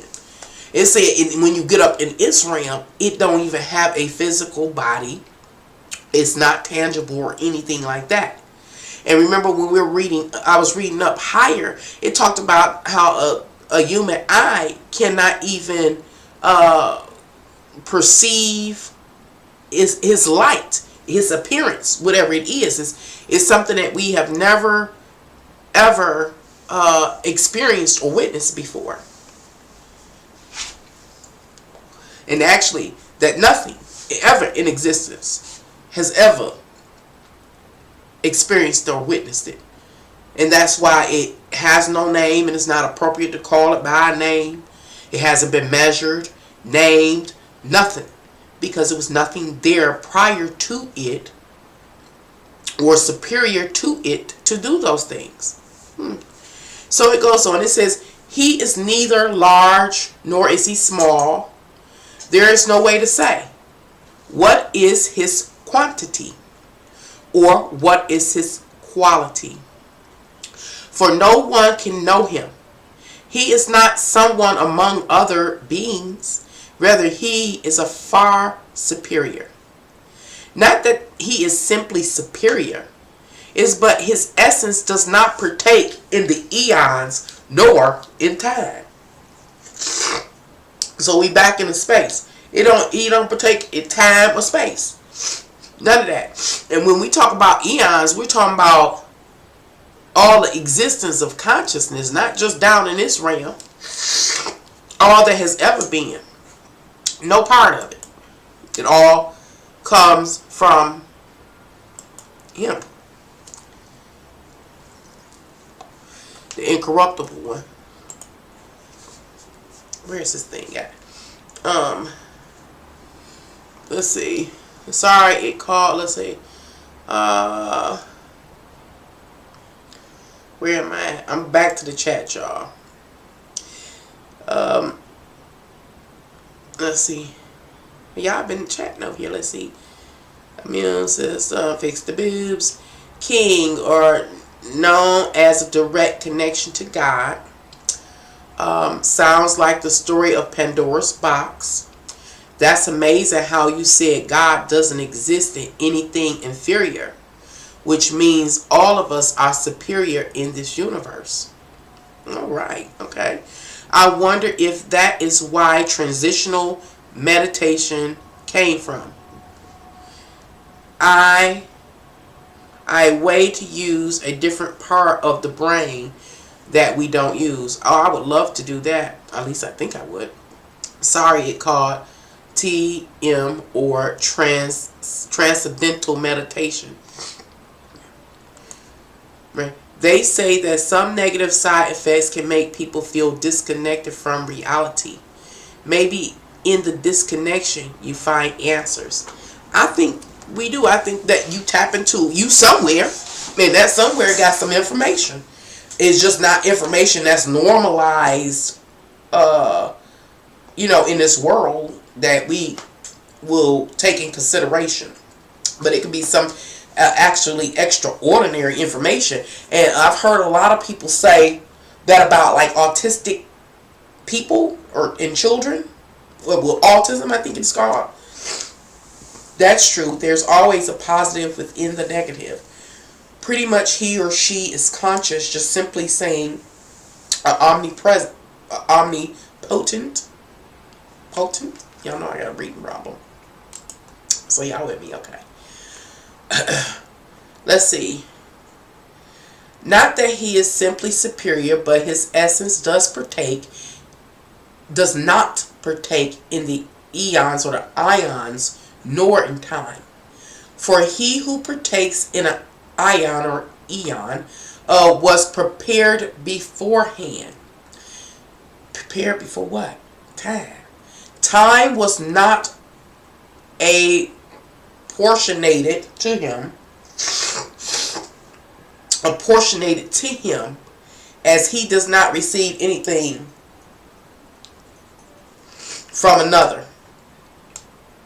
Apportionated to me, like he ain't getting a portion of time. Apportionated to him. Apportionated. Divided or allocated or assigned. So he wasn't assigned time. For he who partakes in the aeon or eon was prepared beforehand. Time was not apportionated to him. It wasn't given him. He wasn't given a portion of time like we given a portion of time. It says he does not receive anything from another, for it would be received on loan, like we get our time on loan. For he who precedes someone does not lack. For he who precedes someone does not lack, that he may receive from him. And as I was reading that, I was thinking, I was like, remember we were talking about how doesn't it seem that our brains are fully activated? We're only using a portion of it. What if there have been throughout the history of humanity people that were selected not to be dumbed down, and they were able to stay in their fullest expression, brain fully activated. Of course, they won't let us know that. But these people are able to channel this information in order to pass down to the masses. Maybe, and I've heard this before, maybe it's some type of stipulation that we all must know the truth.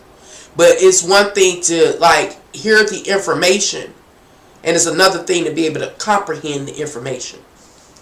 So, I'm saying those that have the full function of their minds are able to hear the information, perceive the information, and comprehend it.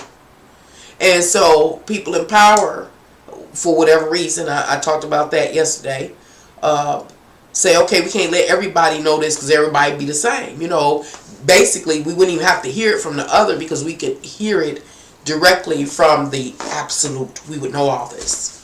And so people in power that want our souls, because it is the antimatter or the God particle, those beings that are coming up, I do believe, soon,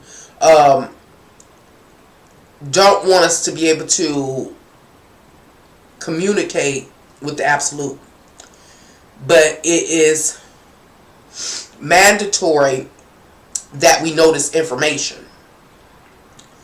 So they come up with a plan. When I say they, I'm talking about the earthly higher ups as well as these what do they call them?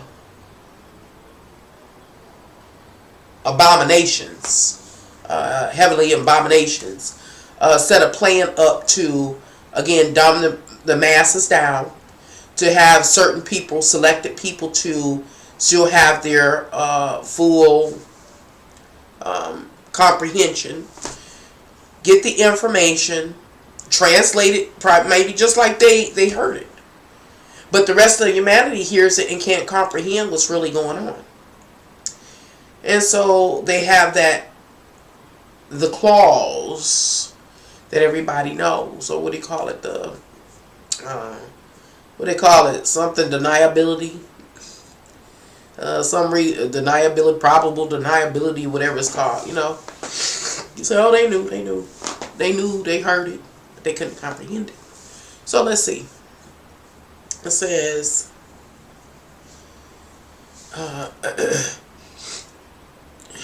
okay, this is chapter 3, 37 to 1.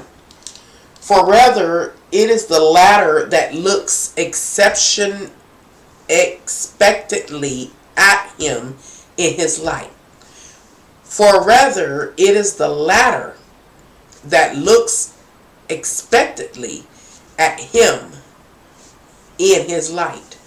The latter. Who's the latter? Who's the latter? Who's the latter? For rather, it is the latter that looks expectantly at him in his light.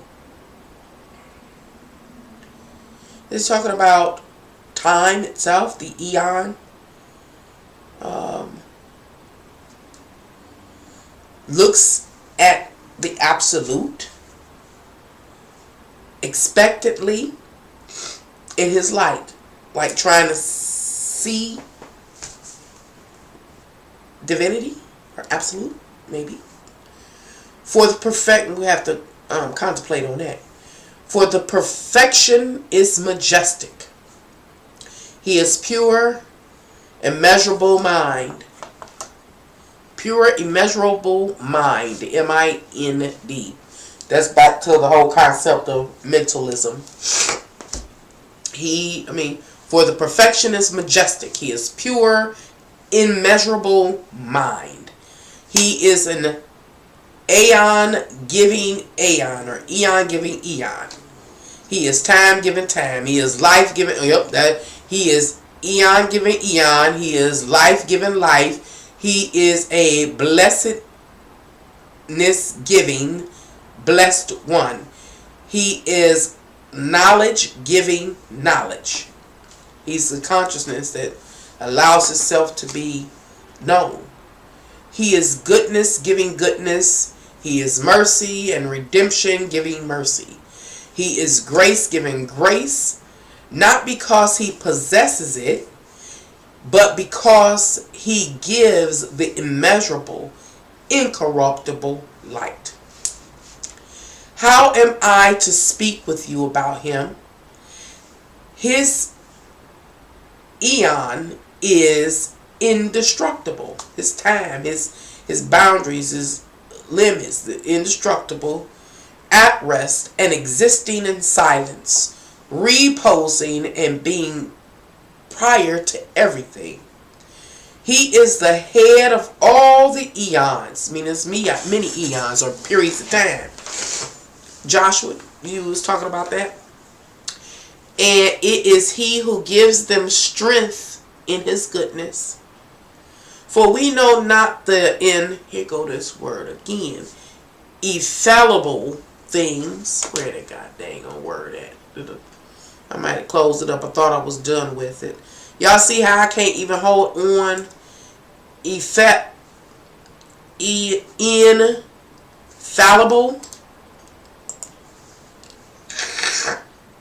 Ineffable. Ineffable. Ineffable. Too great. Too extreme. Too express. Or describe in words. I don't know how they made it. Something made my brain, whatever it is. For we know not the ineffable. Ineffable. Ineffable. Ineffable. We know not the ineffable thing. That majestic thing. So great we can't describe it. And we do not understand what is immeasurable except for him who came forth from him. Like you don't know nothing about the absolute. You just can't even fathom him. But it's only that came from him that we can fathom, or that we can look at for evidence to who or what the absolute is. And that's what I'm saying we're doing here in this physical world. We're looking at all of the contents of this physical world in order to get an understanding about what the absolute, aka divinity, aka the incorruptible one, aka the void is, or God. Excuse me, y'all. If I get up to go get some tissue, y'all gonna see all my goodies. So that's why I'm sniffling and snotting like a kid.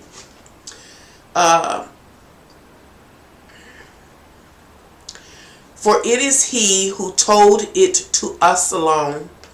For it is he who looks at himself. They shooting these people crazy. For it is he who looks at himself in his light which surrounds him. Namely, the spring of the water of life. And it is he who gives to all the eons and in every way. I want to stop for a minute because remember we're talking about a God, or the absolute, the immeasurable one.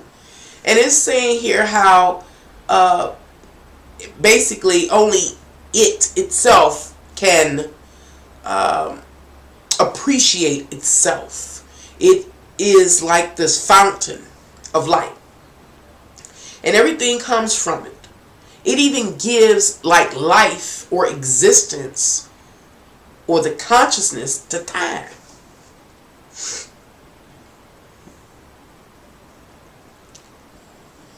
And who gazes,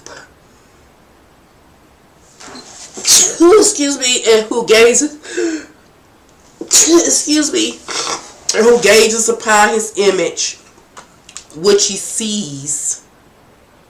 And y'all, I ain't even got nowhere near what I wanted to read. That had you people, person again that's been in the Bible, like what? And if y'all have time, read the book of Adam and Eve. Anyway, namely the spring of the water of life. You heard about that water of life. Here we go talking about it again. And it's that light. of divinity, or God, absolute all. And it is he who gives all the eons or aeons in every way, and who gazes upon his image, which he sees in the spring of the Spirit. Wow. That he sees in the spring of the Spirit. Which he sees in the spring of the Spirit. It is he who puts his desire in his water light. Wow. It is him who puts his desire in the water light, which is in the spring of the pure light water which surrounds him. So we're talking about an entity or consciousness that spools like a running fountain, and its consciousness is going out. And it's only that which comes from the fountain that like beings underneath it can see and admire. And it's where they get their life and their existence from. And his thought performed a deed, and she came forth. You saw his thought. We talking about the spring of light, the Spirit, which is God, absolute. Because actually, this story, this document descends from the highest reality or existence, heavenly, and it comes down and it shows the dissension, the original dissension, I guess you could say. I can say. And so that being, we've been talking about the stream of water, which is all information, consciousness, thought, mind.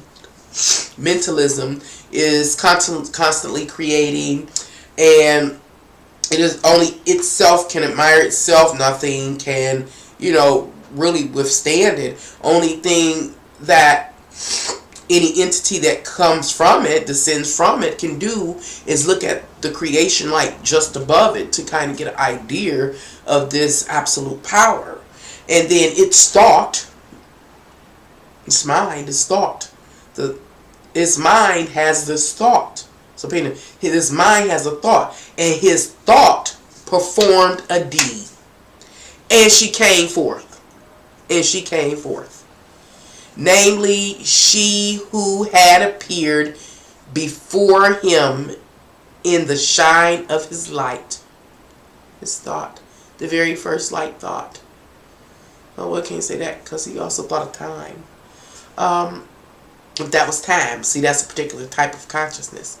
And now it is something else that comes forth from his thought. It says, and his thought performed, his thought literally was an entity. It had life. It had information, and it carried forth, the duties of the divine.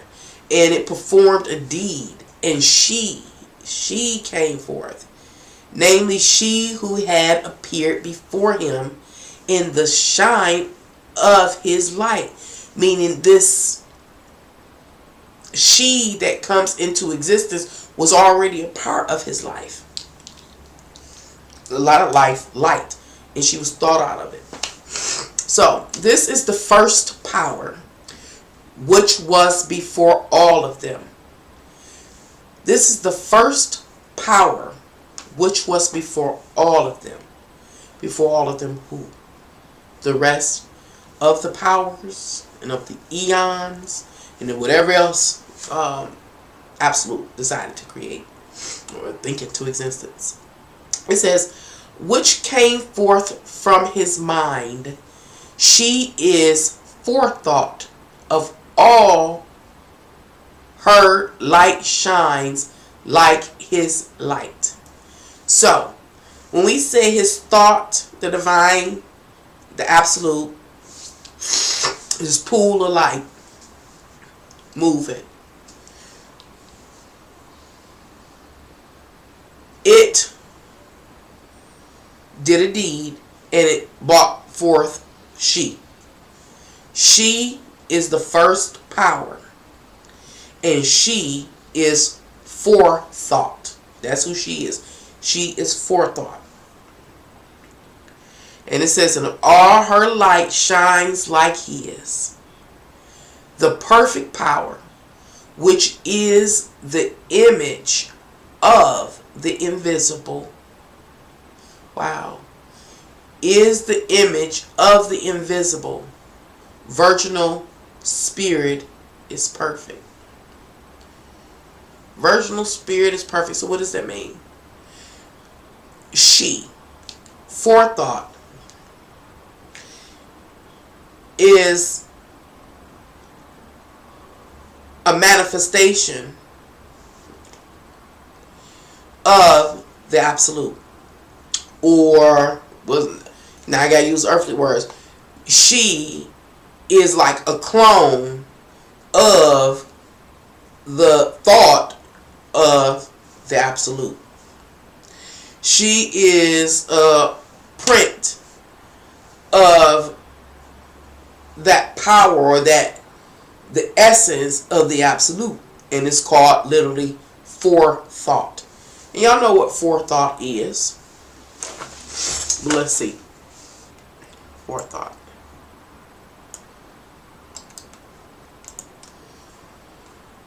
Forethought. Forethought. Careful consideration of what will be necessary or may happen in the future. Forethought.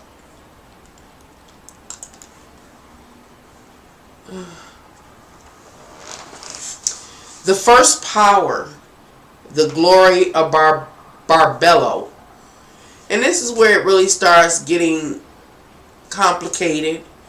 It is where you really have to keep notes, because it seems like when this absolute got into the creative spirit, it just really started creating. And it starts talking about additional lights, eons, powers. Like now, it's starting to talk about the first power, the glory of Barbello. So now we want to research Barbello, but it's B. Let me type it here.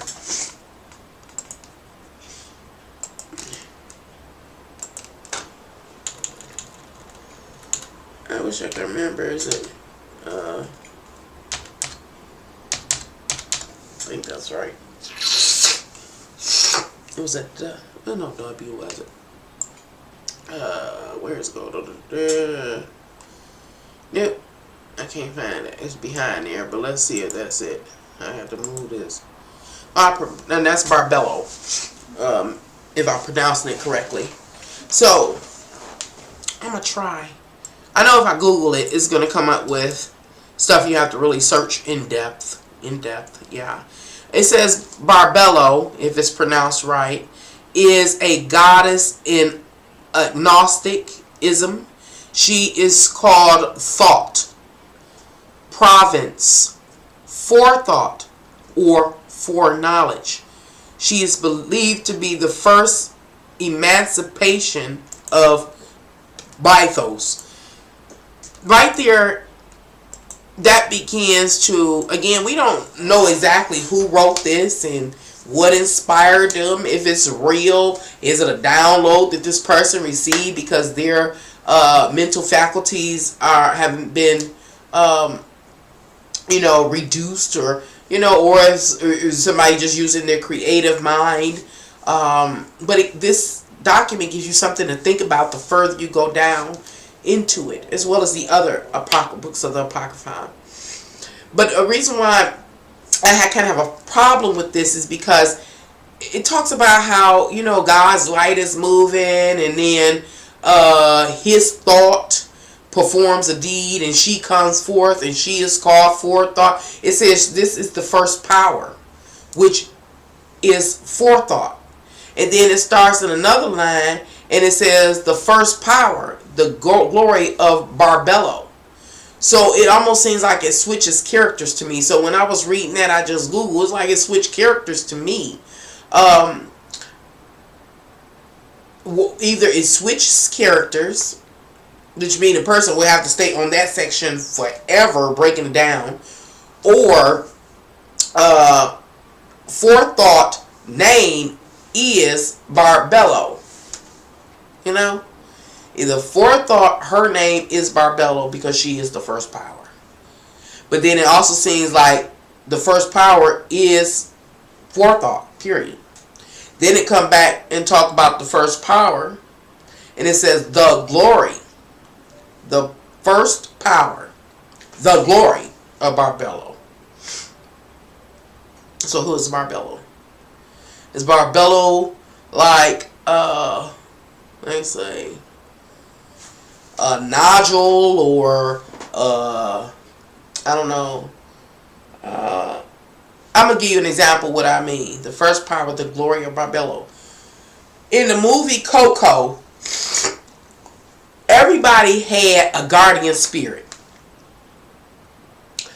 And I wonder, is Barbello like a guardian entity to forethought? You know what I'm saying? Because it's saying, if let's say, follow my line of thought, if Barbello is a spiritual, what do you call it? A spirit guide or a spirit,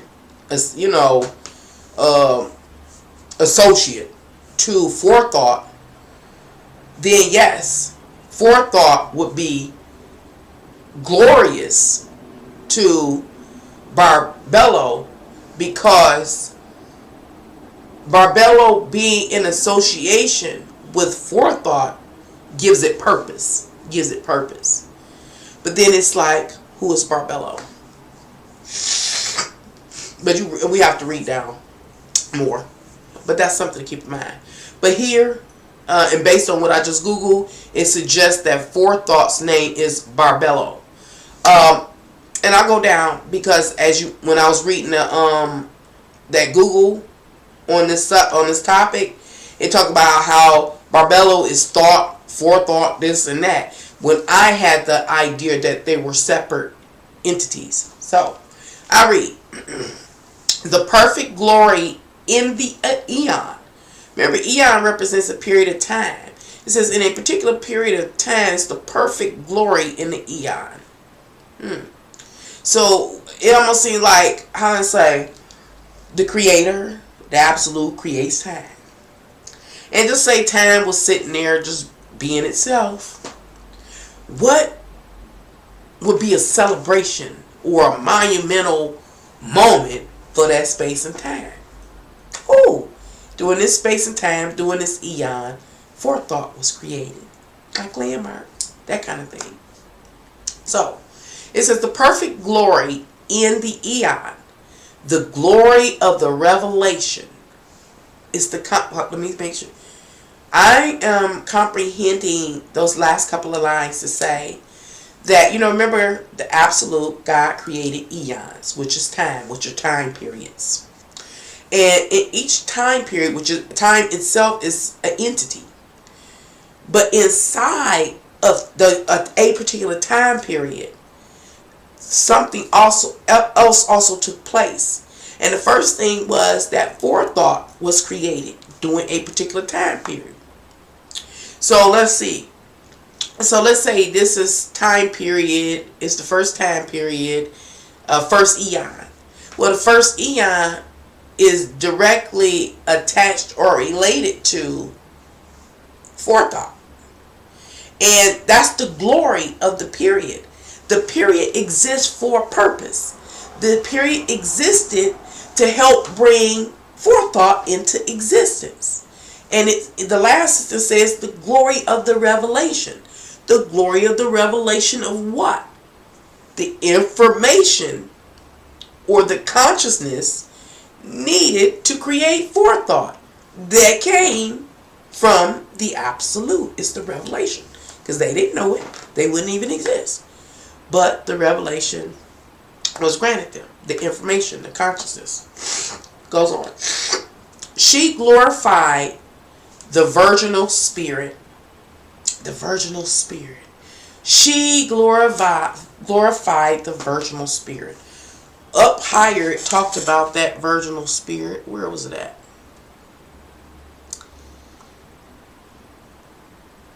she glorified that virginal spirit.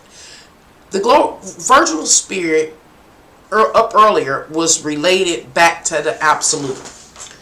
The virginal spirit let us know that the absolute didn't have a counterpart that was worthy to be its counterpart. So we're talking about an entity that was, what's the word they usually use in this book?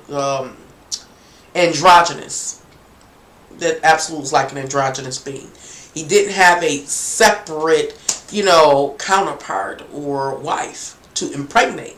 And so the absolute God itself is a virginal spirit. So it's saying that once forethought was brought into existence in all her glory and splendor, it glorified the purity of the absolute, the perfection. It's like saying it is proof that there's nothing before it. It was nothing before it. It's nothing that the absolute needed to procreate with or collaborate with to create me. Forethought. Well, nothing. The absolute or the indestructible one is absolute. And it is true. It is true. I, the aeons, forethought, and I, whoever Barbello is. We can testify. We know that the absolute is immeasurable, incorruptible, and it doesn't need anything. It's nothing that can feed into it because it's all things. Look at me, I'm creating. And it did it all by itself. And it's only through its consciousness that we have come into existence. So, I read. It says, where was I at?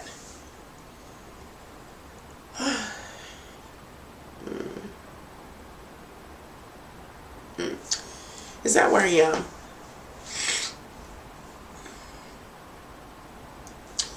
I was on forest son lose himself in his life surrounded. Okay, da da da. This is the first power which was before all of them.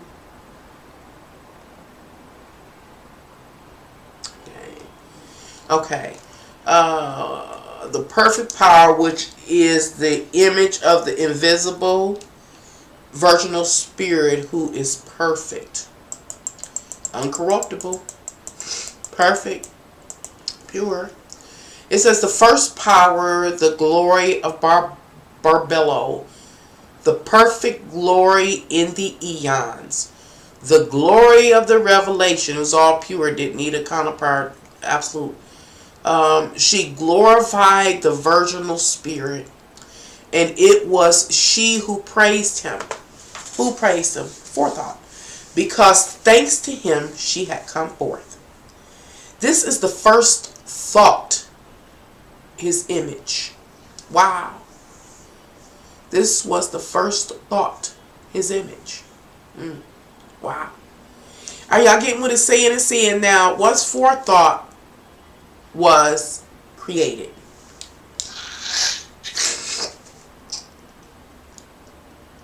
that whole process from absolute to the existence of forethought was thought. It was thought. That whole existence right there between the absolute creating just outside of it, just let's smidge it right outside of that, the absolute, to the actual existence or creation of forethought is the first thought. And that first thought right there, that bridge, is the first image of divinity. That image right there, that whole process, is the evidence that forethought witnessed in order to testify that the absolute was truly, truly absolute and divine. That's the very first thought and the very first image or snapshot of absolute. She became the womb, forethought now, became the womb of everything. So it's almost like he became his wife. He thought his own wife into existence. She became the womb of everything. For it is she who is prior to them all.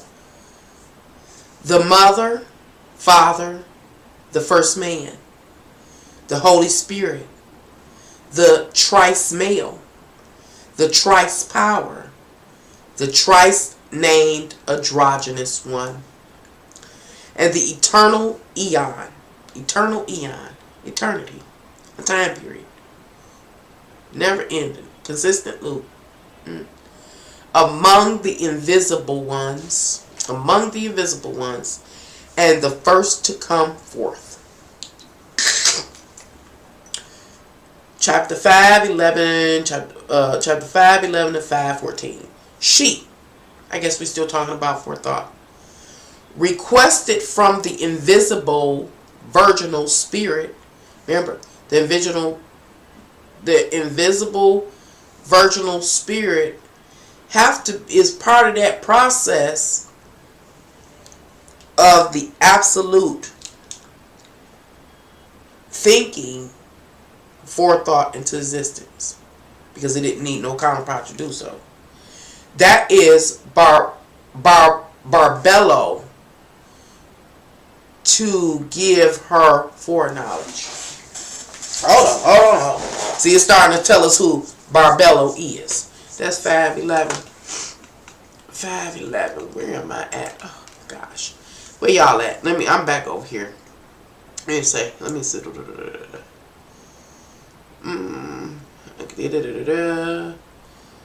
Of course, the answers might be hard. Gotcha isn't just simply saying, okay. Of course, the answers might be hard, but that's your inner self. You have to love yourself first before you can ascend. Wonder if we will see that happen in our lifetime. We have so much to undo of old molding. And that's the one thing, Mermaid Wishes, I was like, I understand, or it seems that we're in too deep. Can we do it in this lifetime? No, I don't think so. I do think it's going to take a divine action or to jumpstart whatever needs to take place, because it seems very extreme. What needs to take place. But I think that whatever that action is that needs to jumpstart what must take place is something that it's going to be, I think it will be so transforming. You use the word transcendental or something.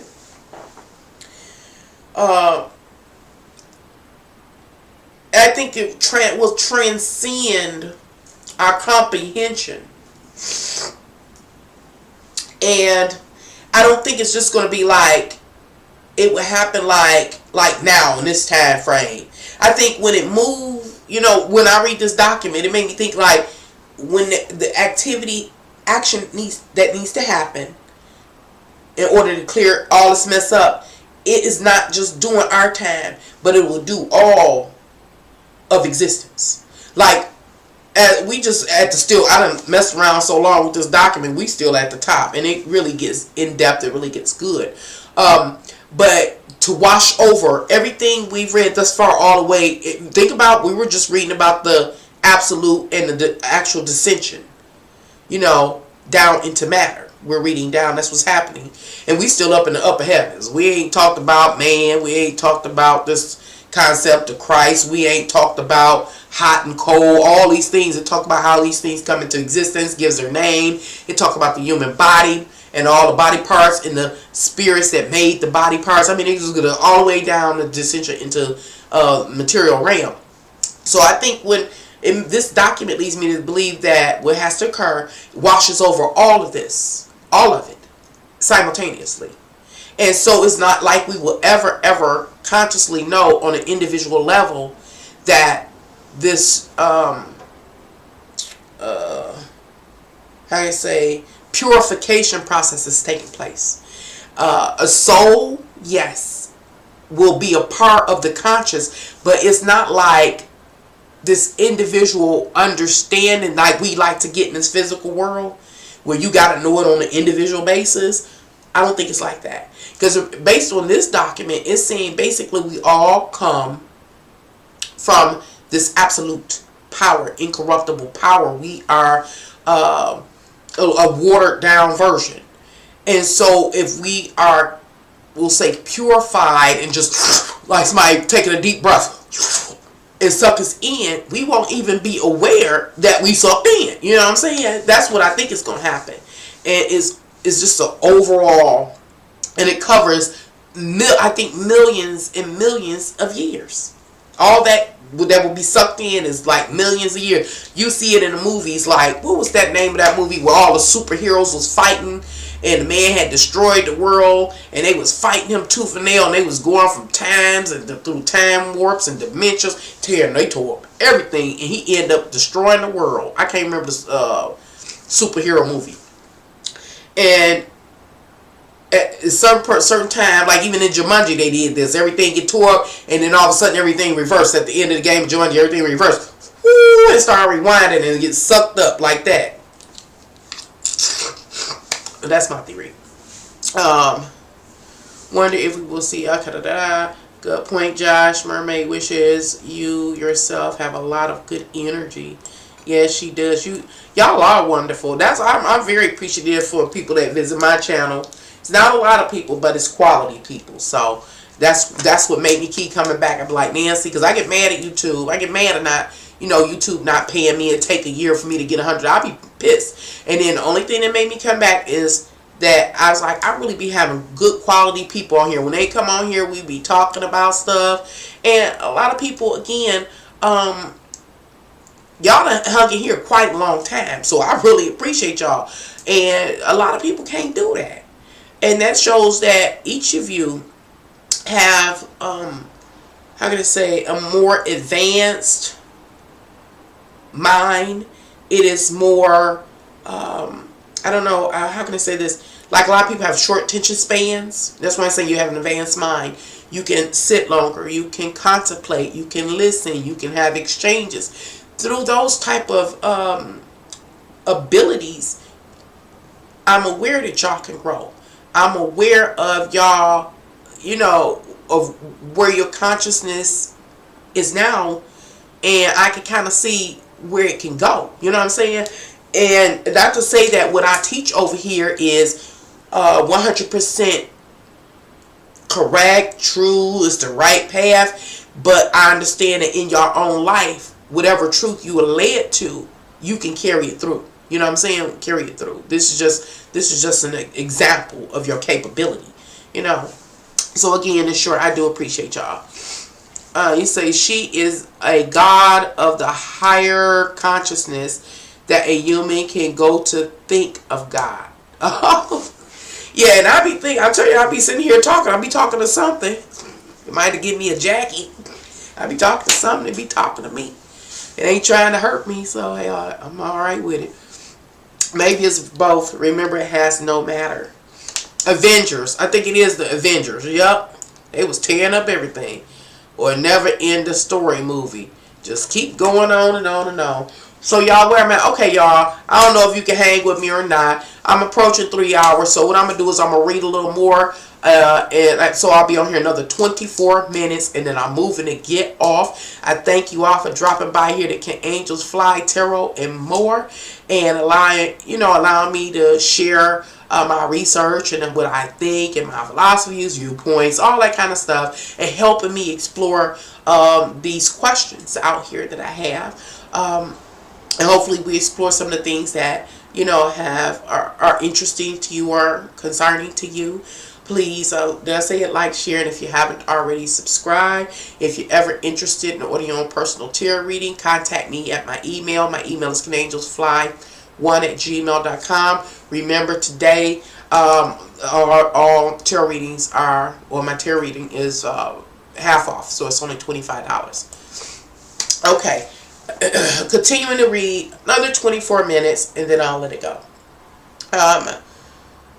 Okay, we talked about how she became the womb of everything, talking about forethought, the mother Father, the first man, the Holy Spirit, the thrice male, the thrice powerful, the thrice named androgynous one, and the eternal eon or ion, I keep saying both, among the invisible ones, and the first to come forth.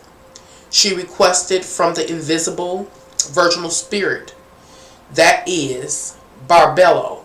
Oh, I got it. Okay, so check it out. You know, we got the absolute. He's this fountain or river of running water or mentalism. All this information, this consciousness, this stream. And remember, it begins to think. You know, it has a thought. And that thought itself does a deed. And the deed is it creates forethought. So that process, the thought process, is what is like the virginal spirit. It shows that the absolute don't need nothing and don't need no counterpart. It is all, it is complete, absolute, all that. That right there is Barbello, showing that it don't need nothing. That it don't need nothing, it's self-contained. That is Barbello. I told y'all, I told this paper, that thing that Google, Barbello is not forethought. It is the process that got to forethought. Okay. She requested from the invisible one, virginal spirit, that spirit that he don't need nobody to do what he do, God, that is Barbello, to give her foreknowledge. She requested from the invisible one, talking about God, the absolute, incorruptible, indivisible, etc., etc. It says, hey, because Barbello let me be who I am, then I'm asking you to give Barbello the gift of foreknowledge. Forethought and foreknowledge. That's deep. So, did y'all get what I'm saying? Because Barbello existed, came into existence, that transition. That transition is defined by the absolute, not needing nothing or no one, because it is everything is complete. That right there is Barbello. And so, because Barbello existed, it allowed for forethought to come into existence. Once forethought came into existence, it turned around, the absolute seen it for the first time in the way of thought. It was like, wow. And all that exists. And not only was it thought there, it was Barbello, that passage that, you know, paved the way for forethought. And forethought celebrated and praised the absolute. Then forethought said, because Barbello paved the way for me, allow Barbello to be foreknowledge. That's some deep stuff. And the spirit consented. And the spirit consented. Like, okay, yeah. Okay, we working some stuff out. and when he had consented, the foreknowledge came forth. And it stood by forethought. So it's Barbello and it's forethought. Or forethought and foreknowledge. It originates from the thought of the invisible virginal spirit. That's some deep stuff. It's interesting when I first read it, how I read it at face value. But after having my conversation with Divinity last night, and coming back to it, it gets much, much deeper. It says, it glorified him. It glorified him. And his perfect power. Barbello. Perfect power. For it was for her sake that I had come into being. That's some deep stuff. And she requested again to grant her indestructibility. It says now that forethought and thought are here. Well, focusing on foreknowledge. It says, let's make that indestructible too. Yeah, let's make divinity, absolute. Can you make that indestructible too? And so, got to go, even though I think I know what it means. Gotta read the definition of indestructible. Oh, no, they didn't. Let's see. Indestructible or indestructibility. Indestructible. Indestructible. Not destructible. It cannot be destroyed. So what cannot be destroyed? Foreknowledge cannot be destroyed. Forethought cannot be destroyed. Okay. Close some of these definitions up. Okay. And he consented. Yeah, that's cool. Make it indestructible. It says, when he had consented, indestructibility came forth. Wow. Because absolute itself was the only thing that was indestructible. It was not until forethought asked the absolute to give to Barbello, who was also of foreknowledge, indestructibility.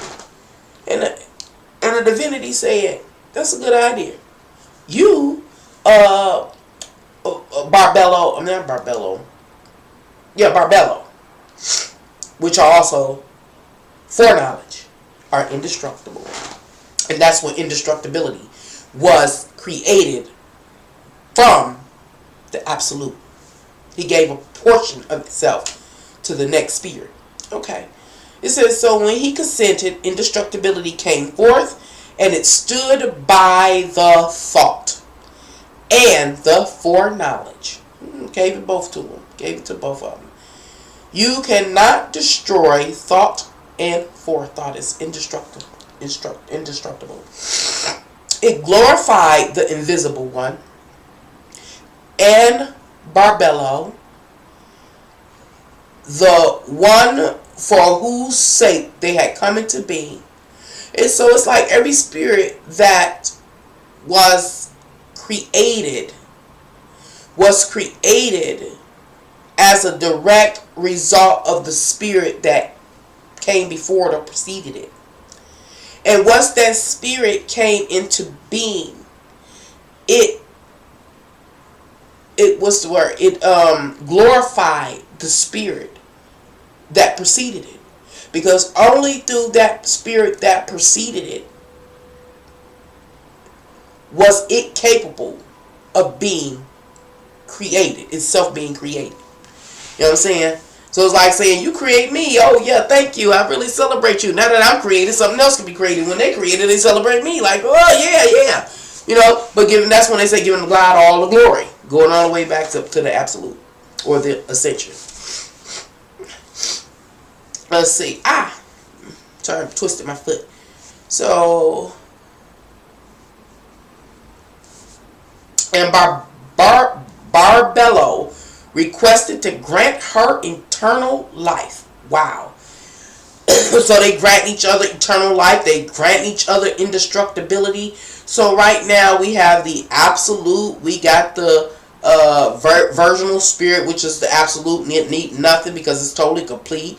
We have thought, then we have forethought, and then we got Barbello, which is foreknowledge, and then we got indestructibility. All of these entities or spirits are coming into existence as the ascension process or the creation process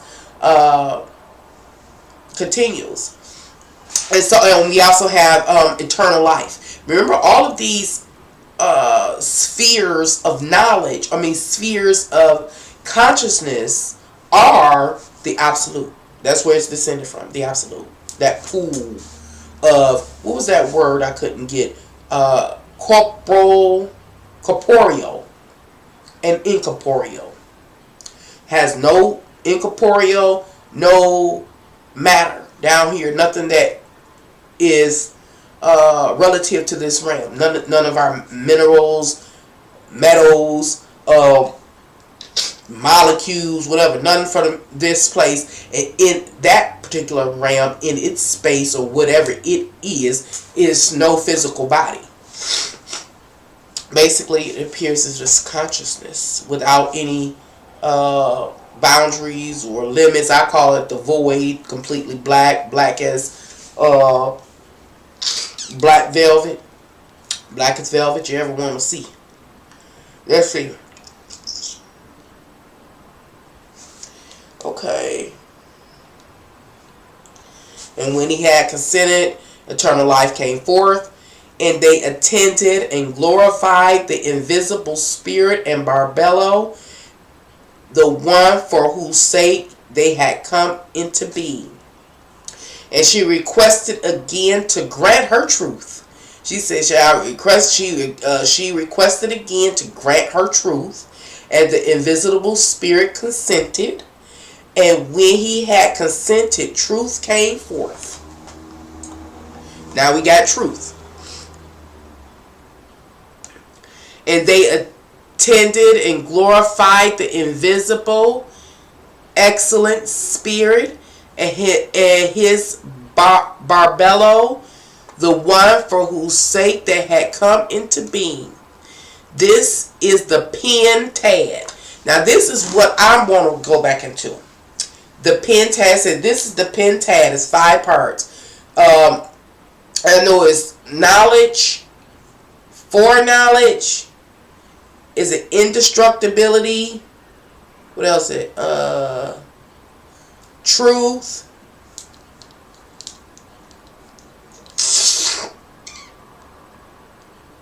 This is the pentad. When you know how they talk about the Trinity, there's 3. Based on this, up on this level, it's like 5. And I see like this oscillating beam. But it's not physical. Indestructibility. Oh, is knowledge. No, it's thought. Forethought. Wait a minute. I can't remember. See, that's why you need paper. Indestructibility, truth, and something else. It's 5. It's called a pentad. Write that down because this is a word that's been stuck with me a long time. I done had this word with me for some years, and I did some research and I did some artwork. I think that spelled that right. With that pentad, is that correct? Why I lose it? I need that. That's the word. Okay. So I'm in chapter 6:2 through 6:4. It says this is the pentad. And the pentad. Let me do. Pentad was something about 5 units of 5, and I named those if I'm correct. Right. Pentad. Pentad. Pentad is defined. It's a noun. But a noun is an action word or an action or something like that. Is that it? Noun. No, noun is a person, place, or thing. It's a noun. And it is defined as a group or set of 5. And the group or set of 5 are those things that were created. Again, indestructibility, thought, forethought, knowledge, or whatever it is. And so we know that. It says this is the pentad of the eons of the Father. This is the pentad of the eons of the Father.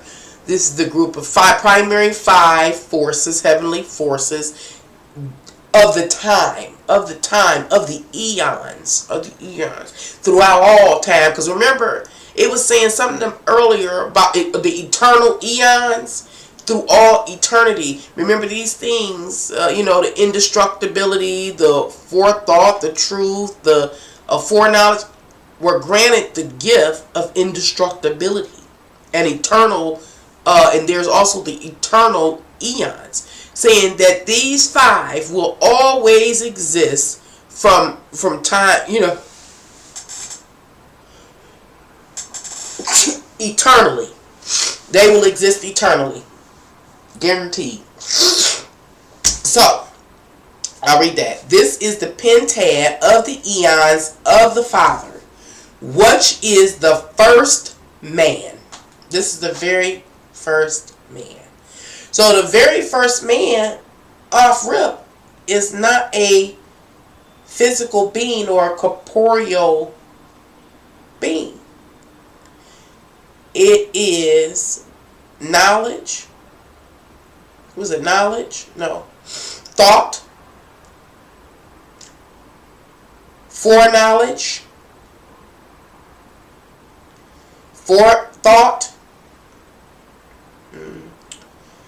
Indestructibility.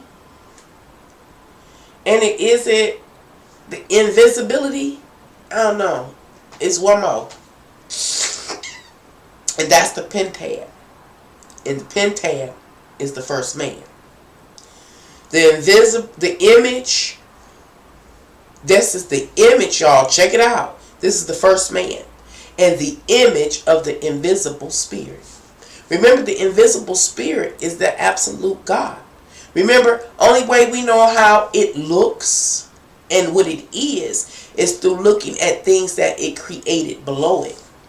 And so it's saying when we look at those 5 things, the pentad, those things that are eternal, that's the real first man. That's the first physical, we could say, even though it's not physical, manifestation of the invisible spirit. And that's when y'all hear it be like, we the image of God. This is what that's saying. We the image of God, like in the King James Version Bible when you're in the church. But it's actually thought, forethought, foreknowledge, indestructibility, and something else.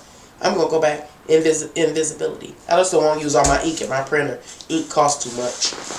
Mess around and print everything out and don't have no ink for business.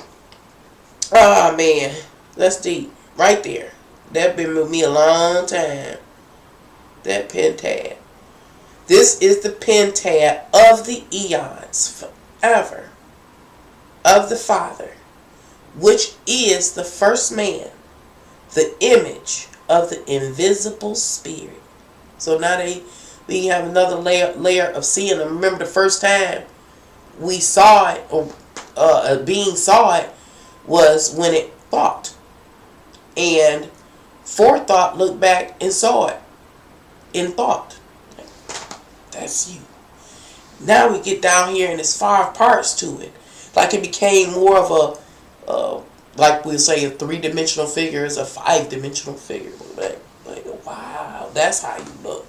But the truth of the matter is, none of them had ever seen the true essence of the absolute based on this text. Anyway, it goes on. It is the forethought, which is Barbello, and the thought, and the foreknowledge, and the indestructibility, and the eternal life, and the truth. These are the things that create the pentad. But it's 6. But I guess the thought and the forethought, they are one. That's how they came. Because remember I said Barbello like a spirit assistant to forethought. So it is forethought, which is Barbello, and the thought, and the foreknowledge, and the indestructibility, eternal life, and the truth. Forethought, thought, and foreknowledge go together, don't they? Something like that. Indestructibility, eternal life, and the truth. All of these will always exist, and these are the actual appearance of the first man, or the manifestation of the invisible spirit, which is God. This is the androgynous pentad of the eons. Androgynous. It's self-contained. Sexually self-contained. Androgynous. Androgynous. Androgynous.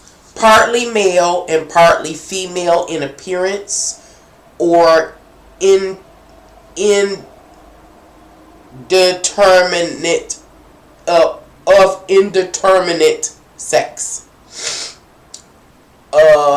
It's an adjective. Dated, under dated, it says having the physical characteristics of both sexes, or a hermaphrodite. Or basically asexual, not needing nothing outside of itself, self-contained. This is the androgynous pentad of the eons. So through these 5 things, it is able to create everything, I do believe, underneath it, or that descends from it, which is the decad of the eons. Let's see, is it decad or decade? Decade with no E? What is this? Decad. Decad. Decad. Decad. Decad. So, it says this is the androgynous pentad of the eons, which is the decad of the eons. Now we got to get this decad. Decad. It is a group or set of 10. Now we got a group or set of 10. This is the androgynous. Oh, androgynous. Both sexes. Like masculine and feminine energy self-contained within one unit. One unit of the pentad. Pentad is 5. 2 times 5 is 10. Which is the decad, a group of 10. I mean a group of, let's say a group of, a set, a group or set of 10. Oh, okay. Okay. Wow. Of the eons, which is the Father. Oh, it's still going to go back up to the absolute. So right here, we're starting to get the first suggestion of, we can say duality, but the duality is still one. So right now, we're kind of talking about when we hear about twin flame energy, when it's still one whole unit. It is the masculine expression, because each thing that was created has a counterpart within itself.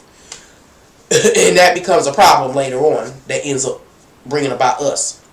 And so each spirit has both sexes, but not sex like we think of sex, but both forms of consciousness. The masculine, we can say masculine consciousness and the feminine consciousness. They don't go and talk about masculinity or femininity. They just let you know it's androgynous. And the way we made humans, our imagination run away with us. Androgyny here on this earthly plane suggests 2 sexes, or being hermaphrodite, having both sexual organs, or being able asexual like a plant to procreate. And that's basically, I believe, what it is. It's like more of a plant, asexual, be able to procreate, meaning like dealing with truth. Is the truth one? Yeah, truth is one of them. So truth has a, what we call a quote-unquote masculine and feminine essence. And truth procreates, or truth has its own babies. You know, truth brings about certain things. And I read something, I don't know if it was this document way down, but it talked about stuff having babies. Eternal life has that masculine, we'll say, and feminine energy, and is able to procreate, or is asexual. And eternal life brings its babies, or its results, or outcomes, or its influences. And it's forever. So, ooh-wee, eternal life, whether heaven or hell, that's deep. So,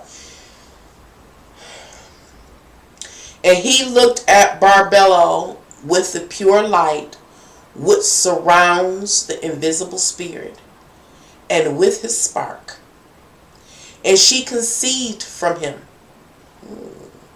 He begot a spark of light, which is a light resembling blessedness. So, let's see. This is the androgynous pentad of the eons, which is the decad of the eons, which is the Father. So we're back to the, basically the source. And say he looked, the Father looked at Barbello with a pure light. It's pure light, meaning going back to the very original state, which surrounds the invisible spirit. Which surrounds the invisible spirit, because they talk about the invisible spirit, the original spirit, now as the Father, because it is creating. But going back to where it was before it became a Father, that invisible spirit, and with his spark, that original state of it, before it was even a Father, before it ever did anything, just all pure consciousness containing all things in absolute. It said she conceived him. She conceived him. And he looked at Barbello. What up, girl? With the pure light, which surrounds the invisible spirit. And with his spark. With the spark from the original one. And she conceived him. I think it's saying here that, Barbello, remember, is the one from the beginning when it had to do with the thought. That whole process, the thought process that allowed forethought to come into existence right there. That testified to the absolute being pure, complete, and absolute. That right there is Barbello.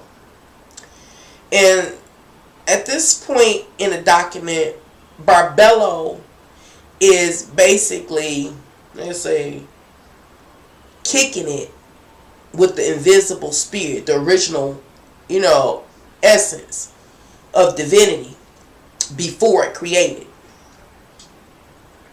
And because they kicking it, once again,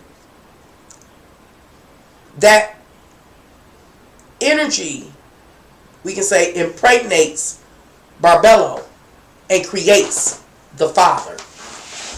How can I say this? If Absolute had never created, it would never be a Father. The Father has created or procreated, But because it went through all of this we done talked about thus far, now it earns the title of Father. And it creates for itself the Father, or the title, or the role of Father, through impregnating Barbello with all that has happened. It's like something like you was talking about an unending story. That's something like an unending story. Everything is folding back upon itself. Hopefully that makes sense.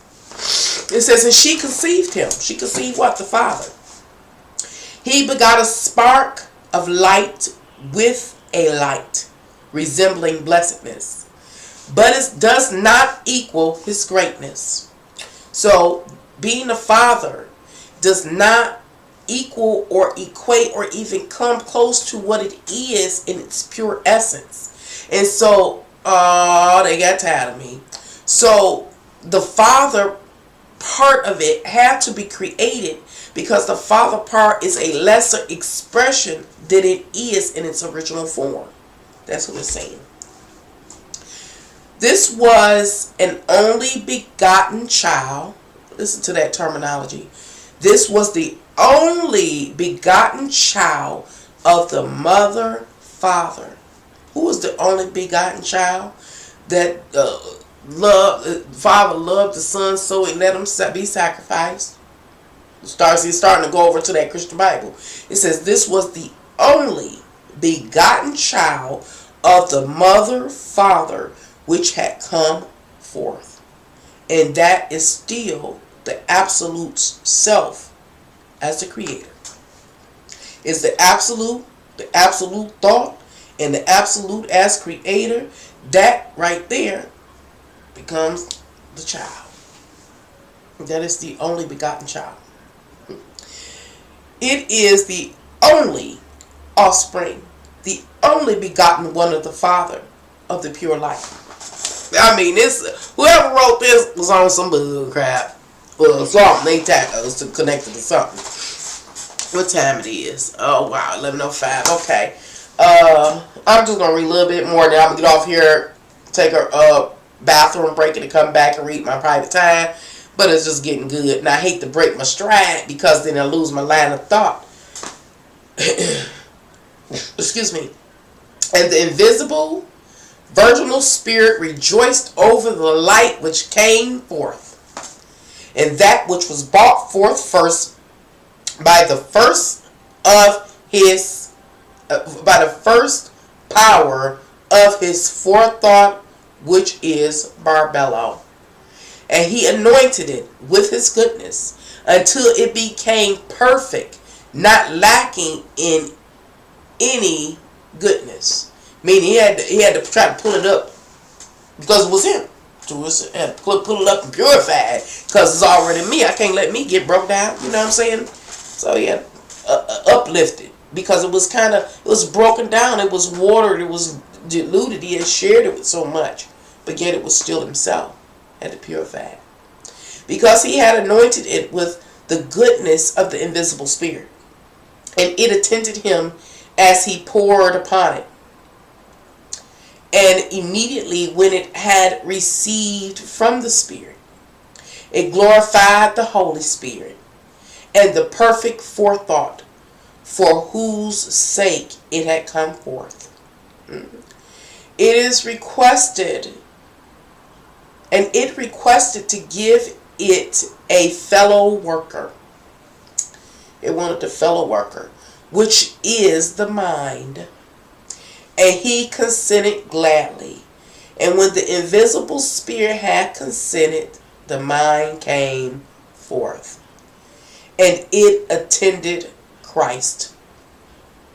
So this Father is now Christ. Once it was granted, what was it granted? A few things. One was the mind. It attended Christ, glorifying him and Barbello. It attended Christ. It attended Christ. The Father attended Christ. The Father, remember, the Father had to draw itself near itself, the original part of it. Because the Father have to be perfect. The Father has to be perfect like the original absolute. And in that purification, it was some spark. And that spark is Christ. Oh, in that spark, a mind was given. And that mind right there, that spark, is Jesus Christ. And that glorified him in Barbello. It was this like celebration. Again, things are folding into each other. And all these came into being in silence. Okay, y'all, I'm going to let it go from there. That I ended with chapter or verse, I guess it's verses, 7:1 to 7:4. I guess that's how I say. I'm going to click on one of these and see what it do. It didn't do nothing. Okay, let me close some of this stuff. Uh-oh. It did open something up. Hold on, y'all. What was that? I think I'm looking at the other language. Let's see what it translated from. The Apocryphon of John. This is 12. How I go here? I gotta look at this on the expanded screen. What would it say? Oh, what it got there? I hate scrolling. Old people in technology. Interlinear translation. Interlinear translation. Def RFS. Oh God. So I think that this is the language possibly it was written in, and I think they're trying to show how it was translated when I clicked on the little link.